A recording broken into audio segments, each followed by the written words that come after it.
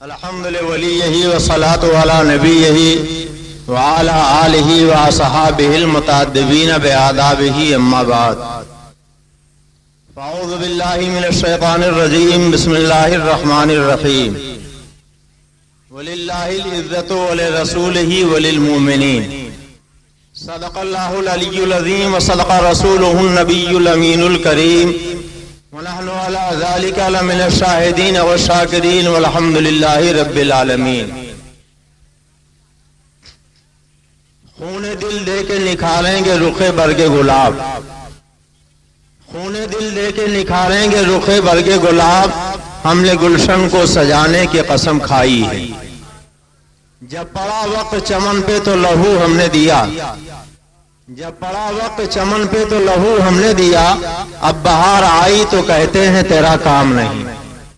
شہریار ارم تاجدار حرم نوبہار شفاعت شب اسرا کے دولہ مصطفیٰ جان رحمت جناب محمد الرسول اللہ صلی اللہ علیہ وسلم کی بارگاہ بے کس پناہ میں درود و سلام کی نظریں پیش کرنے پڑھی۔ اللہم صلی علی سیدنا و نبینا مولانا محمد معد الجود والکرم وعلی آلہ بارک وسلم صلاۃ و سلام علیک یا رسول اللہ۔ حضرات، جنگ آزادی میں علماء اہل سنت کی قربانیاں، اس عنوان کے تحت آج کی اس پاکیزہ محفل کا انعقاد ہوا۔ آپ نے مختصر دو تقریریں سماعت فرمائی، تھوڑی دیر کے لیے میں بھی حاضر آ گیا۔ دعا فرمائی اللہ تعالی حق بولنے، حق سننے اور حق پر عمل کرنے کی توفیق عطا فرمائے۔ آج دنیا کا ہر انسان، امیر ہو یا غریب، کالا ہو یا گورا، شہری ہو یا دیہاتی، مومن ہو یا کافر، پڑھا لکھا ہو یا جاہل، فطری طور پر وطن سے محبت کرتا۔ ہر ایک کو وطن سے محبت ہوتی، اور اسلام تو اپنے ماننے والوں کو یہ سکھاتا ہے، حب الوطن من الایمان، وطن کی محبت ایمان کا حصہ۔ ہم الحمدللہ مسلمان ہیں، وطن سے محبت کرتے ہیں، اور ہمارا اسلام تو ہمیں یہ بتاتا ہے جہاں پیدا ہو خالی وہیں سے محبت مت کرو۔ مسلمان جہاں پہنچ جائے وہی اس کا وطن ہوتا۔ کون نہیں جانتا حضرت خالد بن ولید جب اندلس کے ساحل پر پہنچے، پل نہیں تھا، کشتیوں کے ذریعے دریا عبور کیا تھا، ساری کشتیوں کو اکٹھا کروایا، آگ لگا دیا، جل کر خاکستر ہو گئی۔ لوگوں نے اعتراض کیا، اے سپہ سالار اعظم، ہم غیر ملک میں آئے ہیں، کشتیاں آپ نے جلا دی ہیں، اگر واپس لوٹنا چاہیں تو کیسے لوٹیں گے؟ تو ڈاکٹر اقبال نے پورے واقعے کو نظم کرتے ہوئے کہا ہے، تاریخ چوبر کنارے اندلس سفینہ سو، گفتن کارے تو بننے گاہے خلق خطاست۔ جب تاریخ نے اندلس کے ساحل پر کشتیوں کو جلایا تو لوگوں نے کہا تھا، اے تاریخ، آپ کا یہ کام عقل و خیرت سے خراب معلوم ہوتا ہے، آپ نے ایسا کیوں کیا؟ دورے سواد وطن باز چور سے ترکے سبق ضرور شریعت روا کجاست۔ ہم وطن سے دور ہیں، اگر واپس لوٹنا پڑا تو آپ نے کشتیاں جلا دی ہیں، پل موجود نہیں ہے، ہم اپنے وطن کو واپس کیسے لوٹیں گے؟ سبق کو چھوڑ دینا یہ شریعت میں جائز کہاں ہے؟ آپ نے کشتیوں میں آگ کیوں لگائی؟ تو آپ جانتے ہو خندید و دست پر لبے شمشیر برد و گفت، ہر ملک ملک پاس کے ملک خدا پاس۔ حضرت طارق مسکرائے تھے، انہوں نے تلوار ہاتھ میں اٹھا لی تھی اور فرمایا تھا، اے لوگوں، کیا تم وطن وطن چلا رہے ہو؟ مسلمان کا وطن وہی نہیں ہے جہاں وہ پیدا ہو، ارے مسلمان جہاں پہنچ جائے وہی اس کا وطن ہے۔ ہر ملک ملک پاس کے ملک خدا مان، ہر ملک ہمارا ملک ہے، اس لیے کہ ہر ملک ہمارے خدا کا ملک ہے۔ فرمایا یہی لڑو، ہمت و جواں مردی کے جوہر دکھاؤ اور اسی ملک کو فتح کر لو، اسی کو اپنا ملک بنا لو۔ چنانچہ تاریخ بتاتی ہے ہمت و جواں مردی کا لوگوں نے مظاہرہ کیا اور اندلس کو فتح کر لیا۔ میں بتانا یہ چاہتا ہوں کہ مسلمان جس ملک میں پہنچ جائے ہے اس ملک کو اپنا ملک تصور کرتا ہے، تو پھر جس ملک میں مسلمان پیدا ہو، جہاں پلے بڑے پروان چڑھیں، پھر اس کا وہ بے وفا کیسے ہو سکتا ہے، اس سے وہ غداری کیسے کر سکتا ہے؟ مسلمان تو اپنے ملک کا وفادار ہوتا ہے، مگر ہمیں کہنے دیجئے وہی مسلمان ملک کا وفادار ہوگا جو اپنے خدا کا وفادار ہوگا، اپنے نبی کا وفادار ہوگا، اپنے بزرگوں کا وفادار ہوگا، اور جو خدا کا غدار ہو، خدا کے مصطفیٰ کا غدار ہو، ولیوں کا غدار ہو، وہ ملک کا وفادار ہو ہی نہیں سکتا۔ آپ جانتے تھے ہندوستان سونے کی چڑیا کہا جاتا تھا، مگر کچھ تن کے گورے من کے کالے ہندوستان میں آئے، تاجروں کے بھیس میں آئے، تجارت کو انہوں نے فروغ دیا اور دھیرے دھیرے سیاست کرنے لگے، اور ایک وقت وہ آیا کہ انہوں نے پورے ملک پہ راج کرنا شروع کر دیا، یہاں کے حکمراں بن گئے۔ اب ہندوستان میں یوں تو ہر ایک کو انگریزی راج سے تکلیف تھی، مگر ایک مسلمان جو اپنے نبی کا وفادار ہے، نبی کے غداروں کی حکومت برداشت نہیں کر سکتا۔ یہی وجہ ہے کہ مسلمانوں نے سب سے کفن باندھا اور انہوں نے یہ تہیا کیا کہ ان تن کے گورے من کے کالوں سے ہمیں اپنے ملک کو آزاد کرانا ہے، اس لیے کہ یہ ملک کے رہنے والے لوگوں کے بھی دشمن ہیں، دین کے بھی دشمن ہیں، ایمان کے بھی دشمن ہیں، اسلام کے بھی دشمن ہیں، اور جو دین و ایمان کا دشمن ہو اس سے جہاد کرنا فرض ہے۔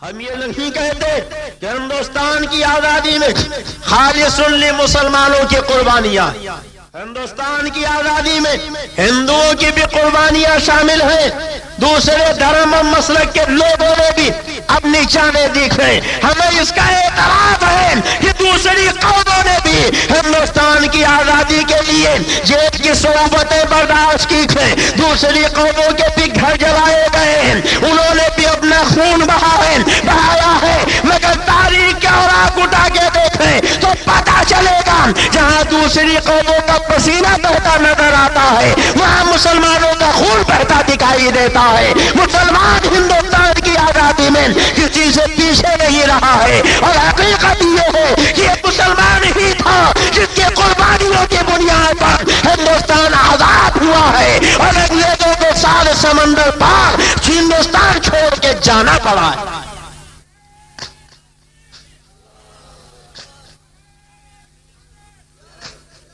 جب ملک کا آزاد کرنا تھا تب تو ہم نے جیل کی صعوبتیں برداشت کی، کالا پانی کا سزا ہم نے کھیلا، ہم نے گولیاں کھائی، قتل و خونریزی میں ہم نے اپنے لہو کا ایک قطرہ بہایا، اور جب ملک آزاد ہو گیا تو اب آج کہا جاتا ہے یہ مسلمان ملک کے غدار ہیں، ISI کے ایجنٹ ہیں، یہ دیش دروہی ہیں، اور یہ شرپسند ہیں۔ اسی لیے میں نے کہا جب بڑا وقت چمن پہ تو لہو ہم نے دیا، جب بڑا وقت چمن پہ تو لہو ہم نے دیا، اب بہار آئی تو کہتے ہیں تیرا کام نہیں۔ آپ تاریخ کے اوراق اٹھا کے دیکھو، یہ شاہجہاں پور کے رہنے والے اشفاق اللہ خان ہیں، کون ہے؟ وہابی نہیں ہے، دیوبندی نہیں ہے، رافضی نہیں ہے، قادیانی نہیں ہے، سنی صحیح العقیدہ مسلمان ہے۔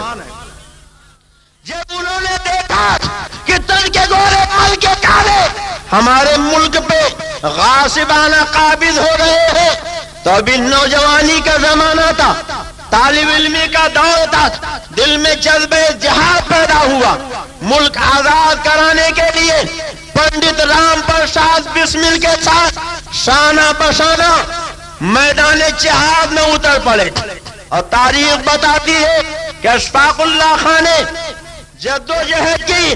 ایک وقت وہ آیا کہ انہوں نے شاہجہاں پور میں اپنے 10 ساتھیوں کے ساتھ ایک ٹرین جس کے ذریعے گورنمنٹی راج کا خزانہ جا رہا تھا اس پہ سوار ہو گئے۔ کچھ دور چلنے کے بعد انہوں نے گاڑی رکوائی، ڈرائیور کو پستول کی نوک پہ روکا، اور جو خزانے کے محافظ تھے انہیں قتل کیا، اور انگریزی خزانے کو انہوں نے لوٹ لیا۔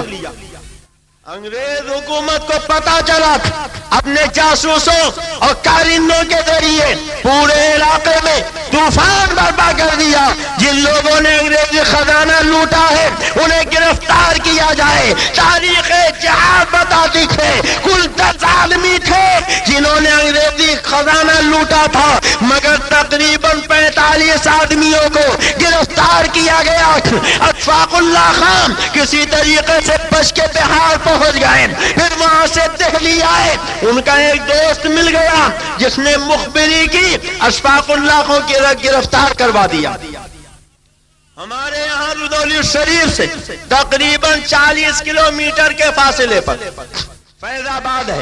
فیض آباد کے کوٹ میں اشفاق اللہ خان پہ مقدمہ چلا اور پھانسی کی سزا سنائی گئی.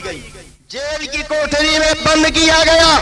بوڑھی ماں کو جیل کی کوٹری سے اشفاق اللہ خان نے خط لکھا تھا. آج بھی تاریخ کے اوراق میں اشفاق اللہ خان کی وہ تحریر موجود ہے.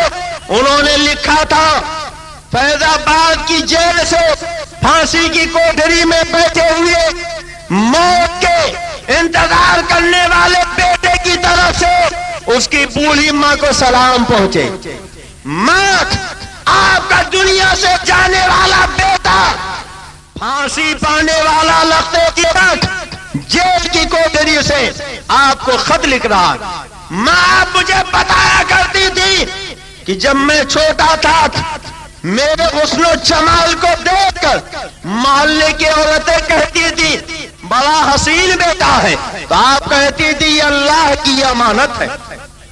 ماں آپ نے مجھے اللہ کی امانت کہا تھا، تو آج اللہ کی یہ امانت ملک کی آزادی کے لیے، دین کے تحفظ کے لیے اپنی جان اپنا خون بہا رہا ہے. آپ گلہ نہ کیجئے گا، شکوہ نہ کیجئے گا. اگر کوئی پوچھے تو کہہ دیجئے گا وہ اللہ کی امانت تھی، جب تک اللہ نے چاہا میرے پاس رہا اور جب اللہ نے چاہا اسے واپس لے لیا. یہ اشفاق اللہ خان سنی صحیح العقیدہ مسلمان تھے جنہوں نے جیل کی کوٹری سے اپنی ماں کو تسلی کے یہ چند جملے لکھے تھے. اور تاریخ بتاتی ہے کہ فیض آباد میں سرعام اشفاق اللہ خان کو تختے دار کے نظر کر دیا گیا. انہوں نے جام شہادت نوش کر لیا. کون نہیں جانتا ہے تحریک جہاد آزادی میں سب سے زیادہ اگر کسی کا کردار ہے تو وہ حضرت علامہ فضل حق خیر آبادی کی ذات ہے. یہ علامہ فضل حق خیر آبادی کون ہے؟ حضرت علامہ فضل امام کے لخت جگر. یہ وہی علامہ فضل حق خیر آبادی تھے کہ جنہوں نے دہلی کی جامع مسجد میں کھڑے ہو کر جذبے جہاد سے بھرپور ایک ایسی تقریر فرمائی تھی کہ پورے ہندوستان کے مسلمانوں کے دلوں میں جہاد کا جذبہ موجود ہو گیا اور انگریزی حکومت کی نفرت مسلمانوں کے دلوں میں جاگزی ہو گئی اور پورے ہندوستان کا نقشہ بدل گیا. ہر ہندوستانی انگریزوں سے اپنے ملک کو پاک کرنے کے لیے سر سے کفن باندھ کر آمادہ جہاد ہو گیا. یہی حضرت علامہ فضل خیر آبادی ہے جنہوں نے فتوی جہاد کی ترتیب فرمائی. حضرت مفتی صدر الدین عبداللہ، حضرت شاہ احمد سعید مجددی، حضرت شاہ فضل امام بدایونی اور دوسرے بہت سے جلیل القدر علماء اہل سنت نے فتوی جہاد پہ تصدیق فرمائی، مہر سبز فرمائی. اور پھر ایک وہ وقت آیا کچھ لوگوں کی عیاریوں اور مکاریوں سے ظالم انگریز ہندوستان کے چپے چپے پر حکمراں ہو گئے. دہلی پہ بھی انہوں نے قبضہ کر لیا. علامہ فضل خیر آبادی نے دہلی چھوڑا، الور چلے آئے. وہاں بھی انگریزی جاسوس پہنچے. اب لکھنؤ چلے آئے، لکھنؤ چھوڑا، خیر آباد پہنچ گئے. ایک مخبر نے مخبری کی کہ وہ مجاہد کہ جس کی تقریر سے جہاد کا جذبہ جوان ہوا ہے، جس نے فتوی جہاد کی ترتیب دی ہے، علماء سے تصدیقیں کروائی ہیں، وہ فضل حق مجاہدین آزادی کا قائد خیر آباد میں موجود ہے. چنانچہ انگریزی فوج پہنچی، علامہ فضل خیر آبادی کو خیر آباد سے گرفتار کر لیا گیا، لکھنؤ لایا گیا، انگریزی کورٹ میں مقدمہ چلا، مخبر بلایا گیا. کیا یہی فضل خیر آبادی تھے جنہوں نے دہلی کی جامع مسجد میں جذبہ جہاد پہ بھرپور ایک 16 بار تقریر کی تھی؟ کیا یہی علامہ فضل خیر آبادی ہے کہ جنہوں نے فتوی جہاد کی ترتیب دی تھی؟ جب مخبر نے چہرہ دیکھا تو مرعوب ہو گیا اور اس نے کہا ایسا لگتا ہے کہ وہ علامہ فضل حق یہ نہیں کوئی دوسرے ہیں، غلطی سے ان کو پکڑ لیا گیا. لوگ خوش ہو گئے کہ اب علامہ رہا ہو جائیں گے، مگر تاریخ کے اور آپ بتاتے تھے کہ تحریک جہاد آزادی کے قائد اعظم حضرت علامہ فضل خیر آبادی نے گرج کے فرمایا تھا، اے انگریز جج سن لے، اس مخبر نے پہلے جو خبر دی تھی وہ صحیح تھی، پہلے جو گواہی دی تھی وہ صحیح تھی، اب میری صورت دیکھنے کے بعد یہ مروب ہو گیا ہے، اب جھوٹ بول رہا ہے. میں ہی وہ فضل حق ہوں جس نے جہاد کا فتویٰ دیا تھا، اور میں ہی وہ فضل حق ہوں جس نے جہاد پہ بھرپور تقریر کی تھی.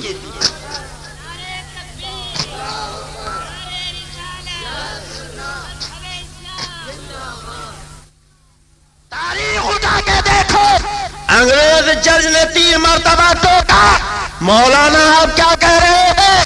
جب گواہ اپنی گواہی بدل رہا ہے تو آپ بلا وجہ کیوں اپنے سر یہ مصیبت مول لے رہے ہیں؟ کیا آپ کو نہیں معلوم آپ کے اقرار پہ آپ کو سزا ہوگی، پھانسی دی جائے گی، آپ کی زندگی برباد ہو جائے گی؟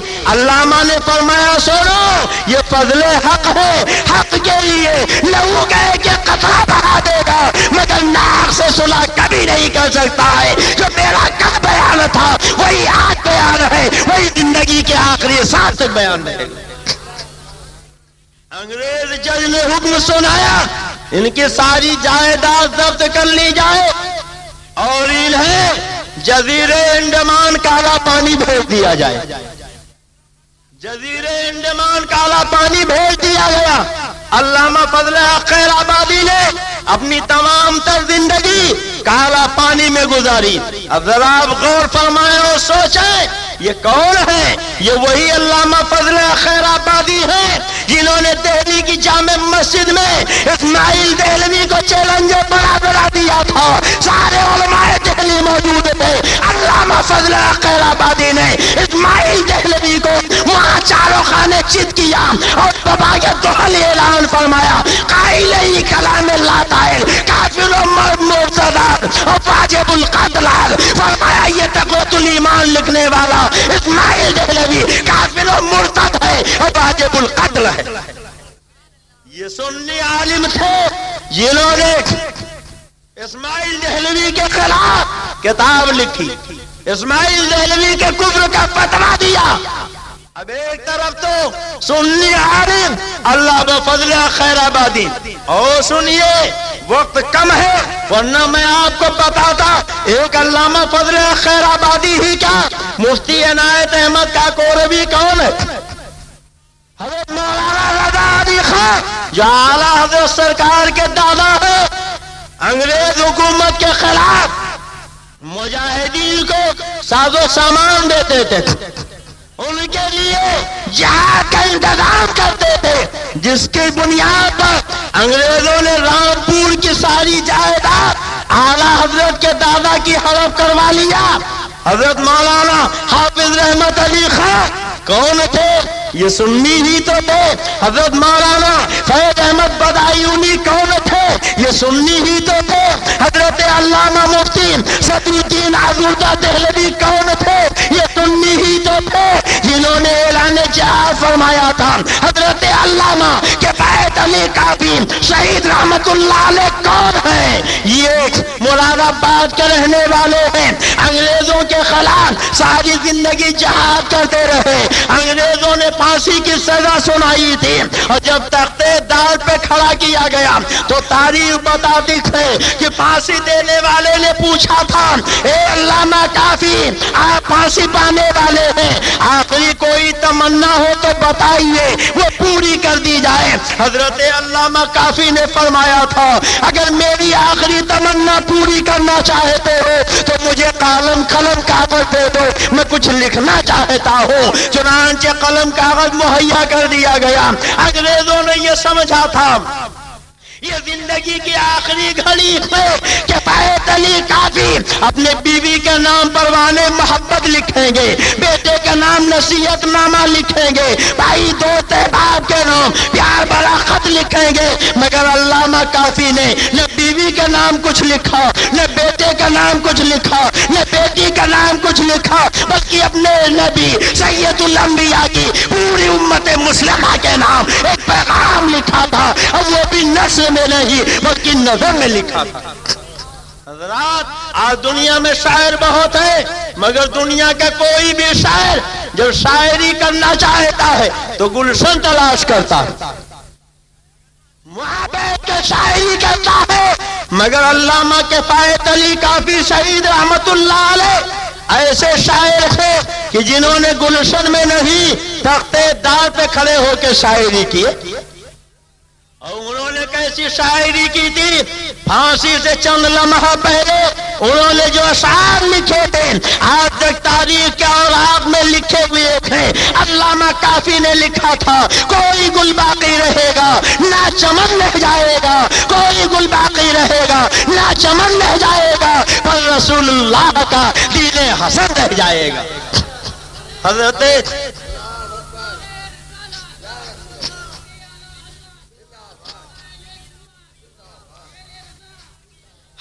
علامہ کافی کہتے تھے ہم سفیر و باغ میں ہیں کوئی دم کے چہچہے، ہم سفیر و باغ میں ہیں کوئی دم کے چہچہے، بلبلیں اڑ جائیں گی سونا کفن رہ جائے گا، بلبلیں اڑ جائیں گی سونا چمن رہ جائے گا۔ اور پھانسی کے تختے سے پوری قوم کو انہوں نے پیغام دیا تھا اطلس و کم خواب کی پوشاک پر نازا نہ ہو، اطلس و کم خواب کی پوشاک پر نازا نہ ہو، بعد مردن جسم پر خالی کفن رہ جائے گا، بعد مردن جسم پر خالی کفن رہ جائے گا۔ اور عقیدے کا شعر سنو، علامہ کافی نے پھانسی کا بندہ گلے میں ڈال کر عقیدہ دنیا والوں کو بتا دیا تھا کہ دنیا والوں سنو، جو پڑھے گا صاحب لولاک کے اوپر درود، جو پڑھے گا صاحب لولاک کے اوپر درود، آگ سے محفوظ اس کا تن بدن رہ جائے گا۔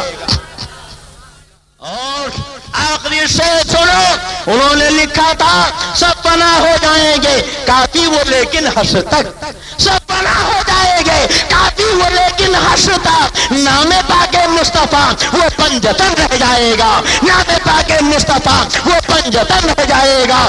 ابے مالک گاؤں کے غیور مسلمانوں بولو، کیا یہ کسی وہابی کی تحریر ہو سکتی؟ بولو، کیا کوئی دیوبندی لکھ سکتا ہے؟ تاریخ اٹھا کے دیکھو، یہ علماء اہل سنت ہے جو تحریک آزادی کے مجاہدین قائدین ہیں، جنہوں نے آزادی کے لیے سر سے کفن باندھا، میدان عمل میں اترے، جائیدادیں لوٹ لی گئی، گھر جلا دیے گئے، اولادیں قتل کر دی گئی، جیل کی صعوبتیں جھیلی، پھانسی کا تختہ سامنے کیا گیا، تختے دار پہ کھڑے ہو کر پھانسی کا پھندا پہنا، اور انہوں نے یہ اعلان کر دیا خونے دل دے کے نکھارے گے رخے برگے گلاب، خونے دل دے کے نکھارے گے رخے برگے گلاب، ہم نے گلشن کو سجانے کی قسم کھائی۔ ایک طرف تو یہ علماء اہل سنت ہیں اور دوسری طرف علماء دیوبند۔ آپ اجازت دو تو یہ نورانی چہرے آپ نے ایک جھلک دیکھ لی، اب اگر اجازت دیجئے تو ان کی مکروہ صورتیں بھی دکھا دوں۔ بولیے دکھا دوں، دیکھنا چاہتے؟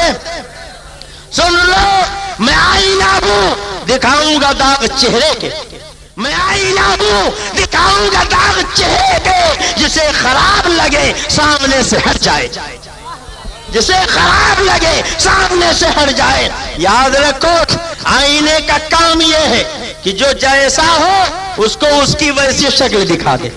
آپ مجھے بتاؤ آئینے کے سامنے کالا جائے تو کیا گوری شکل دکھائے گا؟ اور اگر گورا جائے گا تو کیا کالا دکھائے گا؟ جس کے چہرے پہ بے شمار چیچک کے داغ ہوں، اگر وہ آئینے کے سامنے جائے تو کیا اسے حسن کا تاجدار بنا کے دکھائے گا؟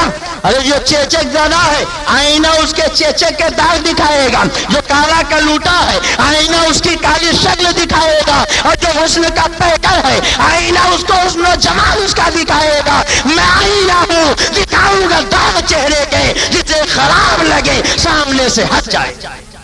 اور میں زبانی بات کرنے کا عادی نہیں، جتنا بولتا ہوں پوری دلیل سے بولتا ہوں۔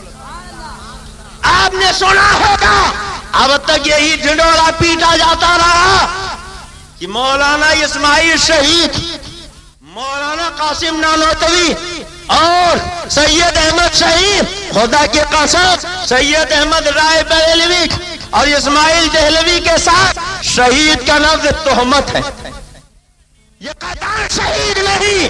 اعلیٰ حضرت نے فرمایا وہ جسے وہابیہ نے دیا لقب شہید و نبی کا، وہ شہید لیلی نجد تھا، وہ نبی تیرے خیال۔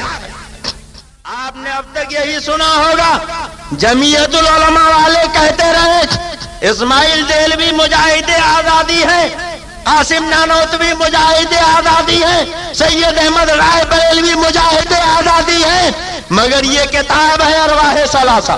کون سی کتاب ہے؟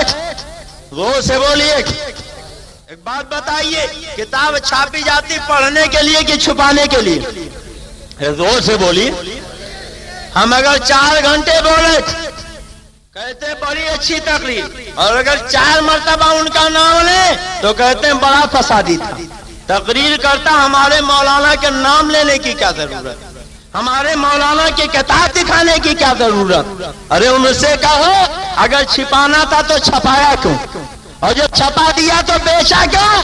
اور جب تم نے بیچ دیا ہم نے خرید لیا، ہم سنا رہے تو تمہارے پیٹ میں ایٹھن کیوں ہوتی ہے؟ تمہیں تو خوش ہونا چاہیے، علماء مفتی اعظم کے پاس ہونا چاہیے، جماعت رضائے مصطفیٰ کے ارکان کے پاس آنا چاہیے، سنی دعوت اسلامی کے مبلغین کے پاس آنا چاہیے، اور کہنا چاہیے کہ صاحب مائک کا خرچہ ہم سے لے لو، روشنی کا خرچہ ہم سے لے لو، مولانا کا نذرانہ ہم سے لے لو، اس لیے کہ جیسا تم نے کیا ہے، عالم تم نے بلایا ہے، اعلان تم نے کیا ہے، کتاب ہمارے سنائی گئی ہے، ہلکی لگی نہ پھٹ کے دی، رنگ چوکھا آ گیا، مگر ہمیں کہنے دیجیے ہم 4 گھنٹہ بولے، بڑی اچھی تقریر، کتاب دکھا دے تو بڑے فسادی ہو گئے، بڑی خراب تقریر ہو گئی، پتا چلا فساد ہماری تقریر میں نہیں تمہارے نام میں ہے، فساد ہمارے بیان میں نہیں تمہاری کتاب میں ہے۔ تو جب تمہارے کتاب میں فساد ہے کتاب جلا دو اور ان عقیدوں سے توبہ کر لو، ہم تمہیں گلے سے لگا لیں گے۔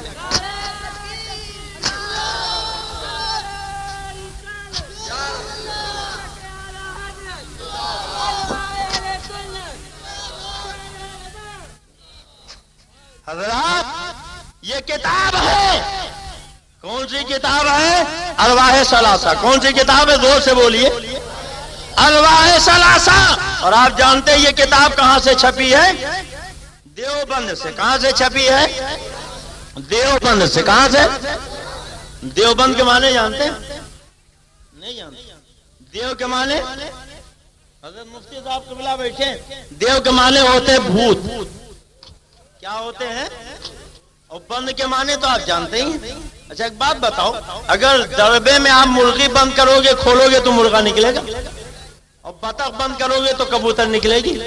بولو جو بند ہوگا جب کھلے گا تو وہی نکلے گا کہ نہیں؟ اب جہاں دیو بند ہوگا جب کھلے گا تو کیا نکلے گا؟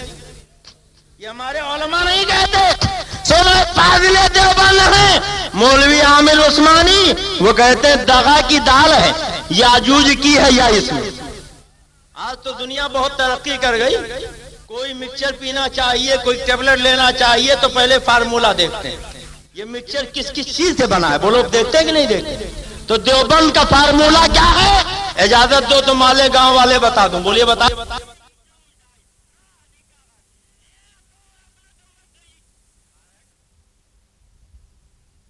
دیوبند کی زبان ہے، بریلی کی زبان نہیں. فاضل دیوبند مولوی عامر عثمانی دیوبند کا فارمولہ بتاتے ہیں. کہتے ہیں دغا کی دار ہے، یاجوج کی ہے یہ اس میں، وطن فروشی کی واہ بدی کی بے اس میں، جو اس کے نون میں نارے جہیم غلطہ ہے، تو اس کے دال میں دہقانیت نمایاں ہے. ملے یہاں تو بیچارہ دیوبند بنا، برے خمیر سے یہ شہر ناپسند بنا. کہتے ہیں دغا کی دال، یاجوج کی یہ، وطن فروشی کی واو. کہتے ہیں یہ سب علماء دیوبند مجاہدین آزادی. اور فاضل دیوبند کیا کہتے ہیں؟ یہ آزادی کے مجاہد نہیں، وطن فروش. اب ہمیں نہ کہو تمہارا فاضل تمہارے مدرسے کا کہہ رہا کہ یہ سب وطن فروش ہیں. دغا کی دار، یاجوج کی ایک، وطن فروشی کی بات، بدی کی بے، اور نارے جہین کا نون، اور دہقانیت کے دار. جب اتنی جڑی بوٹیوں کو اکٹھا کیا گیا تب جا کے دیوبند بنا. تو یہ اسی دیوبند کی چھپی ہوئی کتاب ہے، اور لکھنے والے حضرت مولانا اشرف علی تھانوی صاحب اس کتاب کے لکھنے والے. صفحہ اس کا 160. کون سا صفحہ ہے؟ بولیے کون سا صفحہ ہے؟ 160. اب دیکھیے اس میں لکھا ہے سید صاحب نے پہلا جہاد سید احمد رائے بریلوی یار محمد خان حاکم یاغستان سے کیا تھا. اب بولو یار محمد خان کسی انگریز کا نام ہوگا؟ بولیے، ارے زور سے بولیے، زور سے بولیے. صبر کر پاؤں رکھنا، میں قدے میں شیخ جی صاحب.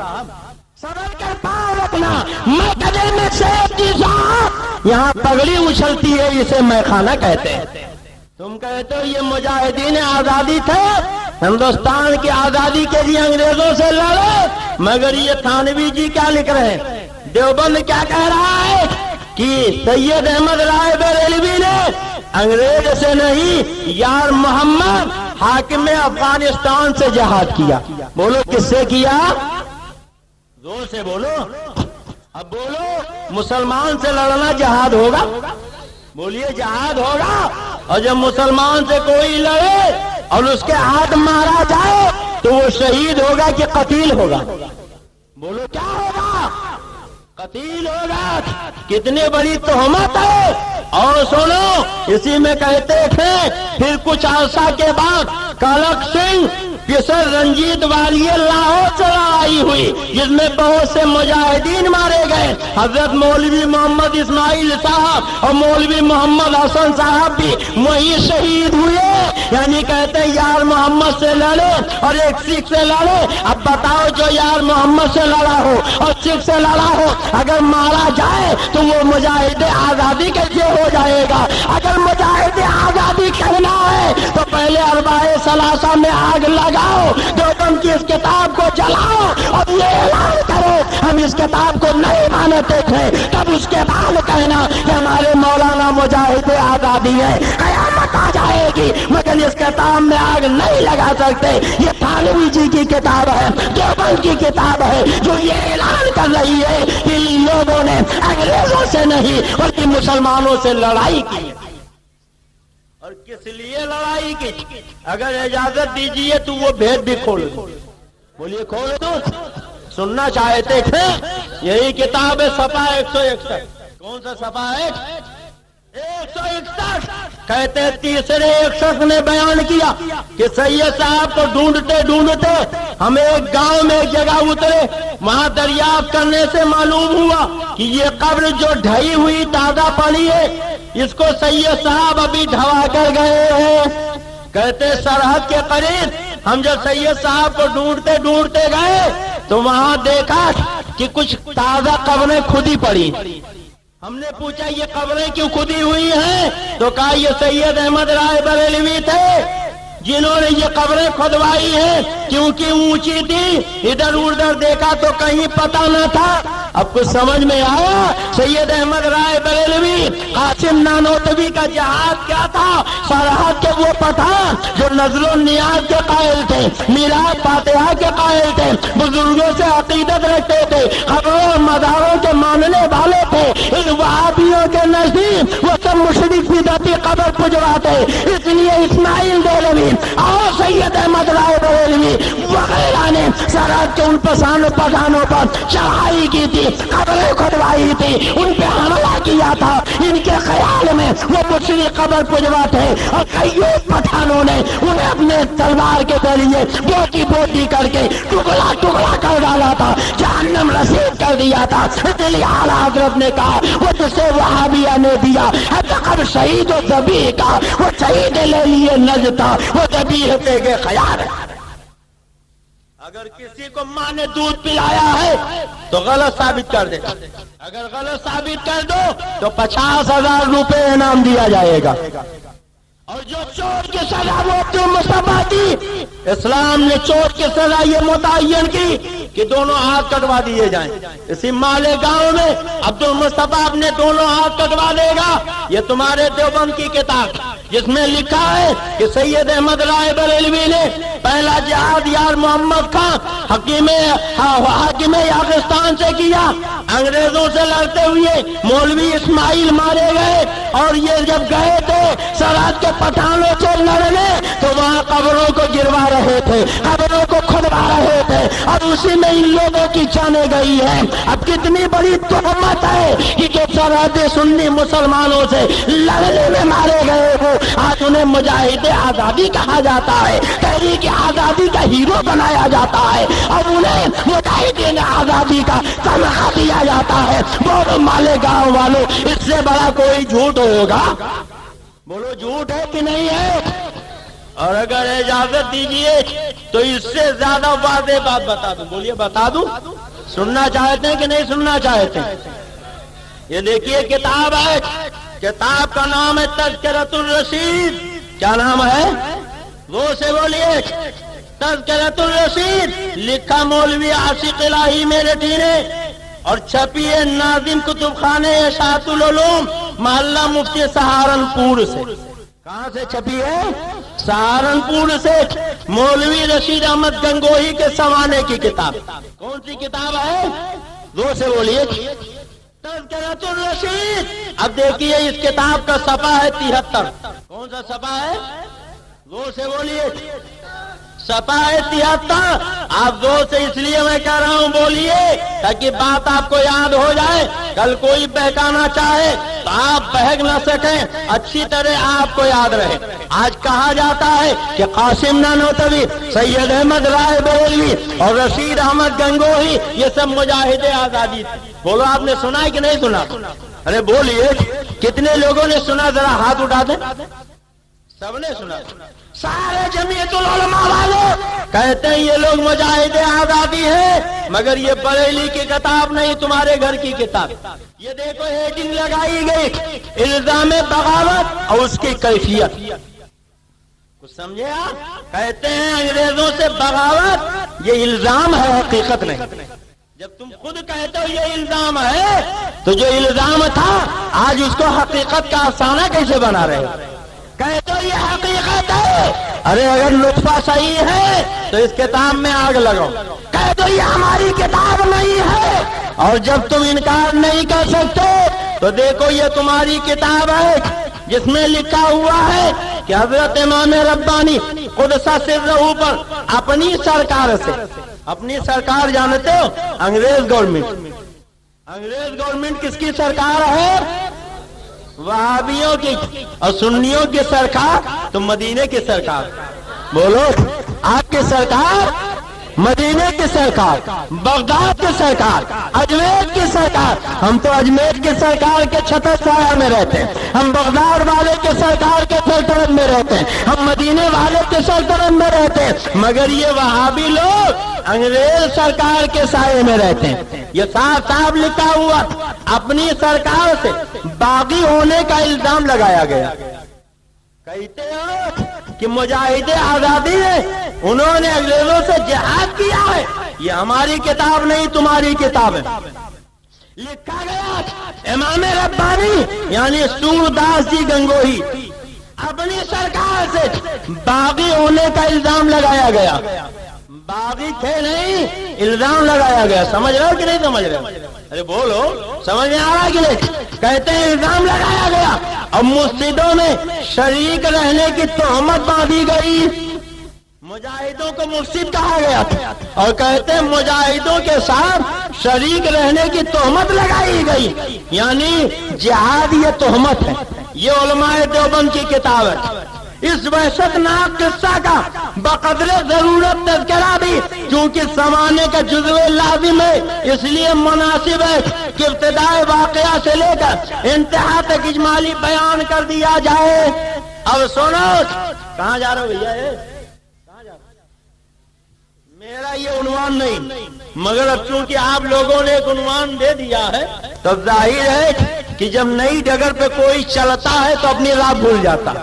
اب آج ایک نیا عنوان آپ نے دے دیا ہے تو میری تقریر کا جو رنگ ہے وہ آج آپ نہیں دیکھ رہے. پھر آئندہ کبھی آپ بلاؤ گے تو میں اپنے رنگ میں تقریر کروں گا، مگر آج تو یہی آپ سنیے. آپ دیکھو کیا لکھ رہے ہیں، آگے چل کر یہی سباتی ہتر ہے. پہلی جلد لکھتے جن کے سروں پر موت کھیل رہی تھی، جن کے سروں پر موت کھیل رہی تھی انہوں نے کمپنی کے امن و عافیت کے زمانہ قدر کی نگاہ سے نہ دیکھا. کیا سمجھے آپ؟ یعنی علامہ فضل خیر آبادی علماء اہل سنت جنہوں نے اعلان جہاد فرمایا تھا، جہاد پہ مشتمل تقریریں کی تھی، اب ان کے لیے کہتے ہیں ان کے سروں پہ موت کھیل رہی تھی اور انہوں نے کمپنی کے امن و عافیت کے زمانہ کو قدر کی نگاہ سے نہ دیکھا اور اپنی رحم دل گورنمنٹ کے سامنے بغاوت کا عالم قائم کیا. سمجھے آپ؟ یعنی انگریز گورنمنٹ کو انہوں نے رحم دل کہا. انگریز گورنمنٹ رحم دل. اب آپ ذرا ان کی رحم دلی اگر دیکھنا چاہیں تو اجازت دیجیے میں آپ کو ایک دو نمونے دکھا دوں. بولیے، دیکھنا چاہتے؟ اتفاق سے اور کتابیں کمرے میں رہی ہیں. دیکھیے یہ کتنے رحم دل ہیں. ایک تھامسن نام کا انگریز مورخ ہے، وہ خود لکھتا ہے کہ جب علماء اہل حق نے انگریزوں کے خلاف فتوی جہاد سنایا، اعلان جہاد فرمایا تو انگریز علماء کے مخالف ہو گئے اور نقشہ کھینچتے ہوئے لکھتا ہے ایک ایک دن میں 300 سے زیادہ علماء قتل کیے جاتے تھے. ان کی لاشیں درختوں پہ لٹکا دی جاتی تھی، چیل کبے انہیں نوچا کرتے تھے. ہزاروں علماء کو قتل کیا جاتا تھا اور انہیں جلا دیا جاتا تھا. اور یہی اتنا نہیں، ان کی جائیدادیں لوٹ لی جاتی تھی، گھروں کو ویران کر دیا جاتا تھا.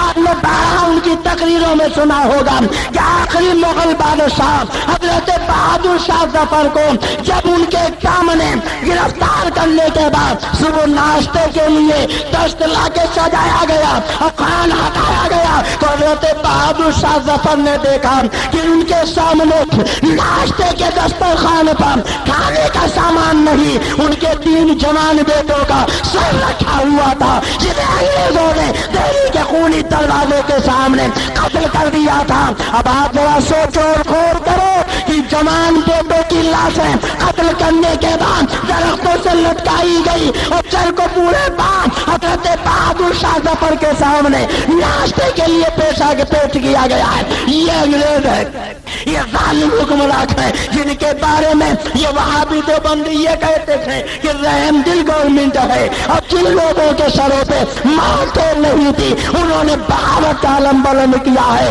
اب مجھے بتاؤ مسلمانوں، اس سے زیادہ رحم دلی کیا ہوگی کہ انگریزوں نے علماء کو قتل کیا تھا، ان کی لاشیں درختوں پہ لٹکوائی تھی، زندہ انہیں چلا دیا گیا تھا، ان کے املاک لوٹے گئے تھے. علامہ فضل خیر آبادی کو جزیرے انڈمان بھیجا گیا تھا.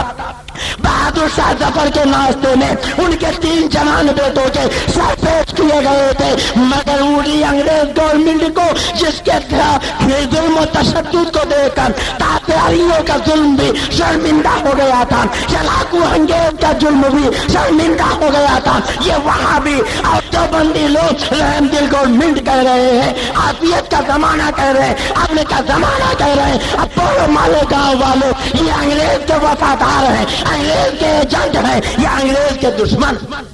बोलो ये बोली वफादार की है कि गद्दार की? बोलो किसकी है? ये अंग्रेजों के वफादार की बोली, ये अंग्रेजों के वफादार की बोली है। फिर सुन लो, कहते हैं जिनके सरों पे मौत खेल रही थी, यानी अल्लामा फजल खैराबादी, किफायत अली काफी शहीद, मुफ्ती सदरुद्दीन आजुर्दा, हजरत मौलाना इनायत अहमद काकोरवी, हजरत मौलाना फजले इमाम बदायूनी, हजरत मौलाना रजा अली खान बरेलवी, हाफिज रहमत खान और खान मोहम्मद खान, इन लोगों के सरों पे मौत खेल रही थी।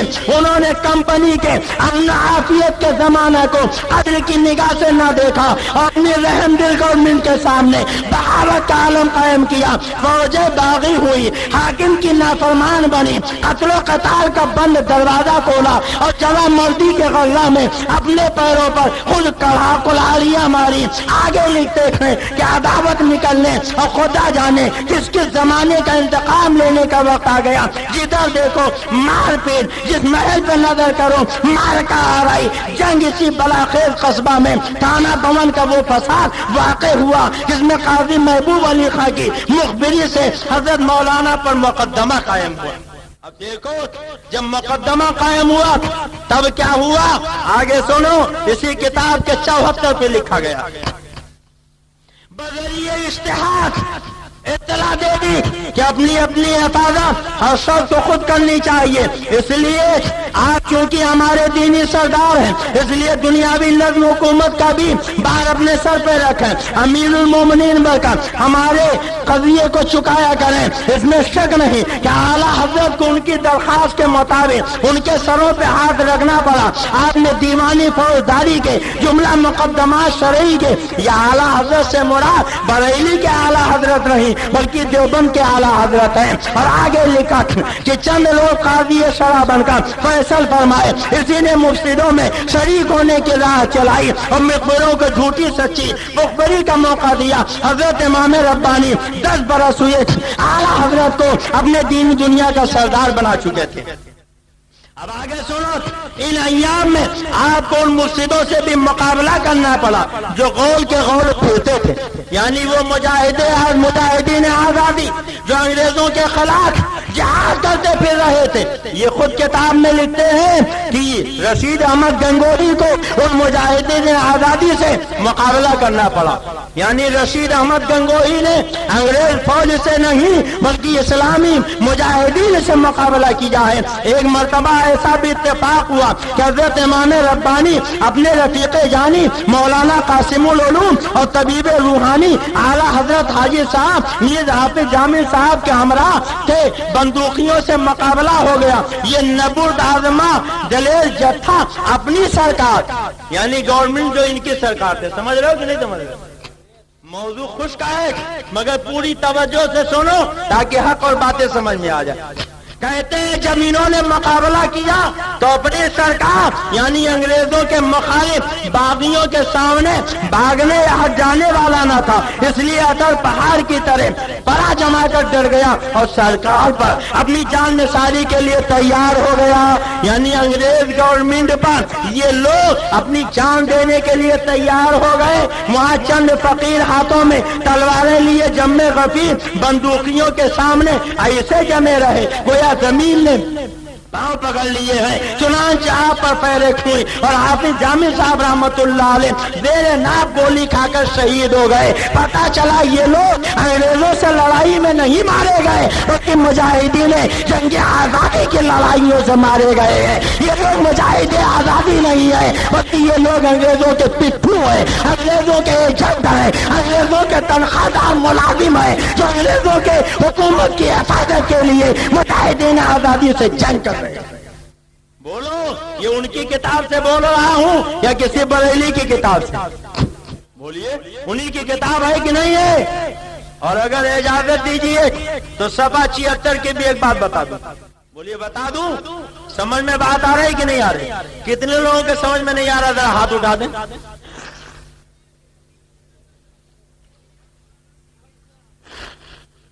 آپ لوگوں کے سمجھ نہیں آ رہا؟ تو دیکھیے یہی کتاب تذکرۃ الرشید ہے اور صفحہ ہے 76. کون سا صفحہ ہے؟ دیکھیے لکھا جب بغاوت و فساد کا قصہ شروع ہوا اور رحم دل گورنمنٹ کی حکومت نے انگریز کو کیا لکھا؟ رحم دل. اب اس سے زیادہ رحم دلی کیا ہوگی کہ علماء کی لاشوں کو چیل کوے سے درختوں پہ لٹکا کے نچوایا جا رہا ہے، مسجدوں میں گھوڑے باندھے جا رہے ہیں، مسلمانوں کا قتل عام ہو رہا، بہادر شاہ ظفر کے ناشتے کے لیے ان کے بیٹوں کا سر پیش کیا جا رہا ہے، علامہ کفایت علی شہید کو مراد آباد میں تخت دار پہ چڑھایا جا رہا ہے، اشفاق اللہ خان کو پھانسی فیض آباد میں دی جا رہی تھی، اور حضرت علامہ فضل خیر آبادی کو جزیرے انڈمان بھیجا جا رہا. مگر یہ علماء دیوبند کیا کہتے ہیں کہ رحم دل گورنمنٹ کی حکومت نے دوبارہ غلبہ پایا. اب بولیے اس سے زیادہ رحم دلی کچھ ہوگی؟ یہ رحم دلی ہے یا ظلم و تشدد؟ لکھتے ہیں باغیوں کی سرکوبی شروع کی تو جن بزدل مرسلوں کو سوائے اس کے اپنی رہائی کا کوئی چارہ نہ تھا، جھوٹی سچی تہمتوں اور مخبری کے پیشے سے سرکاری خیر خواہ اپنے کو ظاہر کرے، انہوں نے اپنا رنگ جمایا اور ان گوشہ نشین حضرات پر بھی بغاوت کا الزام لگایا. یہ مخبری کی کہ تھانہ کے فساد میں اصول یہی لوگ تھے اور شاملی کی تحصیل پر حملہ کرنے والا یہی گروہ تھا. یعنی کہتے ہیں ہمارے مولانا نے حملہ نہیں کیا تھا. اب صفحہ 79 کی عبارت سنو جس سے بالکل حق واضح ہو جائے گا، دودھ کا دودھ اور پانی کا پانی ہو جائے گا. دیکھیے یہ کہ دیکھیں ہر چل کی یہ حضرات حقیقتاً بے گناہ تھے. کیا مطلب؟ یعنی انہوں نے انگریزوں سے جہاد نہیں کیا تھا، 100% بے گناہ تھے، مگر دشمنوں کی یاوہ گوئی نے ان کو باغی و مفسد و مجرم سرکاری خطابات ٹھہرا رکھا تھا. اس لیے گرفتاری کی تلاش تھی، مگر حق تعالیٰ کی حفاظت برسر تھی، اس لیے کوئی آنچ نہ آئی. اور جیسا کہ آپ حضرات اپنی مہربان سرکار کے دلی خیر خواہ تھے. بولیے اب کچھ ڈھکا چھپا رہ گیا؟ بولیے کچھ رہ گیا؟ اب ان سے کہو کہ کتنی بڑی تہمت اپنے دیوبندی مولویوں پہ تم باندھتے ہو. کہتے ہو جنگ آزادی میں علماء دیوبند کا حصہ، علماء دیوبند کی قربانی، اور کتاب کہہ رہی ہے کہ یہ لوگ تو اپنی مہربان سرکار کے دلی خیر خواہ تھے. بولو جو خیر خواہ ہوگا وہ لڑائی کرے گا، بولو جنگ کرے گا. اور لکھتے تھے خالی خیر خواہ نہیں تھے، تعزیز یعنی زندگی بھر خیر خواہ یہ ثابت رہے.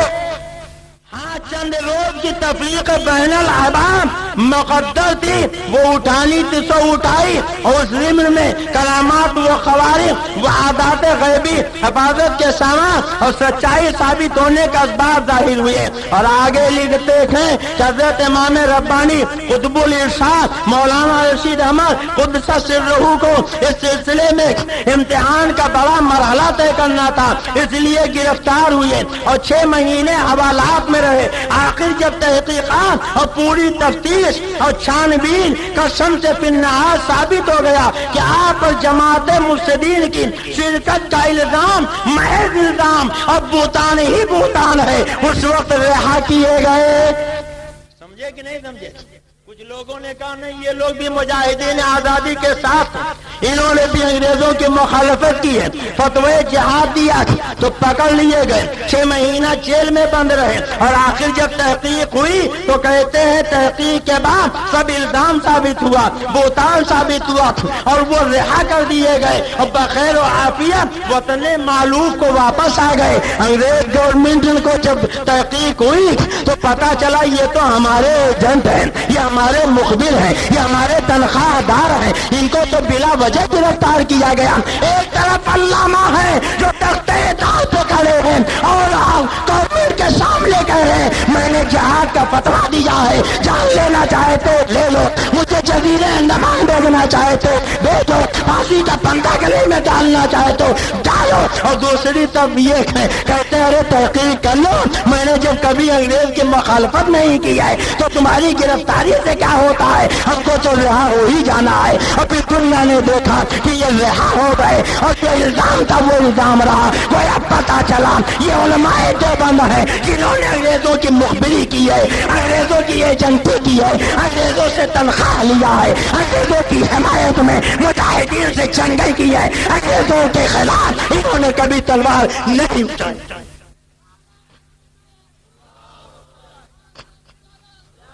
ہو سکتا ہے کچھ علماء دیوبند بھی رہے جنہوں نے جہاد میں حصہ لیا ہو، ہم نے پہلے ہی کہہ دیا کہ ہندوؤں نے بھی حصہ لیا، شیعوں نے بھی حصہ لیا، وہابیوں نے بھی حصہ لیا، مگر آج جن کو ہیرو بنا کے پیش کیا جاتا ہے، قاسم نانوتوی، رشید احمد گنگوہی، سید احمد رائے بریلوی، اسماعیل دہلوی، خود وہابیوں کی کتاب، دیوبندیوں کی کتاب چیخ چیخ کے کہہ رہی ہے یہ انگریزوں کے چند تھے، یہ انگریزوں کے تنخواہ دار تھے، یہ انگریزوں کے یہ انگریزوں کے ہمدرد تھے، انہوں نے مجاہدین آزادی سے جہاد کیا ہے۔ اس لیے اگر تمہیں تقریر ہی کرنا ہے تو جن لوگوں نے جہاد کیا ہے ان کے کردار کو اچھالو، ہم مخالفت نہیں کریں گے، مگر جن انگریزوں کے ایجنٹوں کو، رشید احمد گنگوہی کو، قاسم نانوتوی کو، اسماعیل دہلوی کو جو مجاہد آزادی کہتے ہو، وہ مجاہد آزادی نہیں بلکہ خدا کی قسم وہ تو انگریزوں کے ایجنٹ تھے، انگریزوں کے تنخواہ دار تھے، انگریزوں کے بے اقرار تھے، انگریزوں کے حامی۔ اور اگر اب بھی یقین نہ ہوا ہو تو ایک حوالہ اور سنا دوں، آپ کو یقین کامل ہو جائے گا۔ بولیے سنا دوں؟ سننا چاہتے کہ نہیں سننا چاہتے؟ یہی کتاب ہے اور صفحہ ہے 80۔ کون سا صفحہ ہے؟ زور سے بولیے۔ اسی کتاب کا صفحہ ہے 80۔ دیکھیے لکھتے ہیں رشید احمد صاحب، میں جب حقیقت میں سرکار کا فرما بردار رہا ہوں، سرکار سے مراد مدینے والے، بولو مدینے والے نہیں، انگریز، تن کے گورے مل کے کالے، مسلمانوں کے قاتل، ہندوستان کے دشمن، ان کو یہ کیا کہتے ہیں؟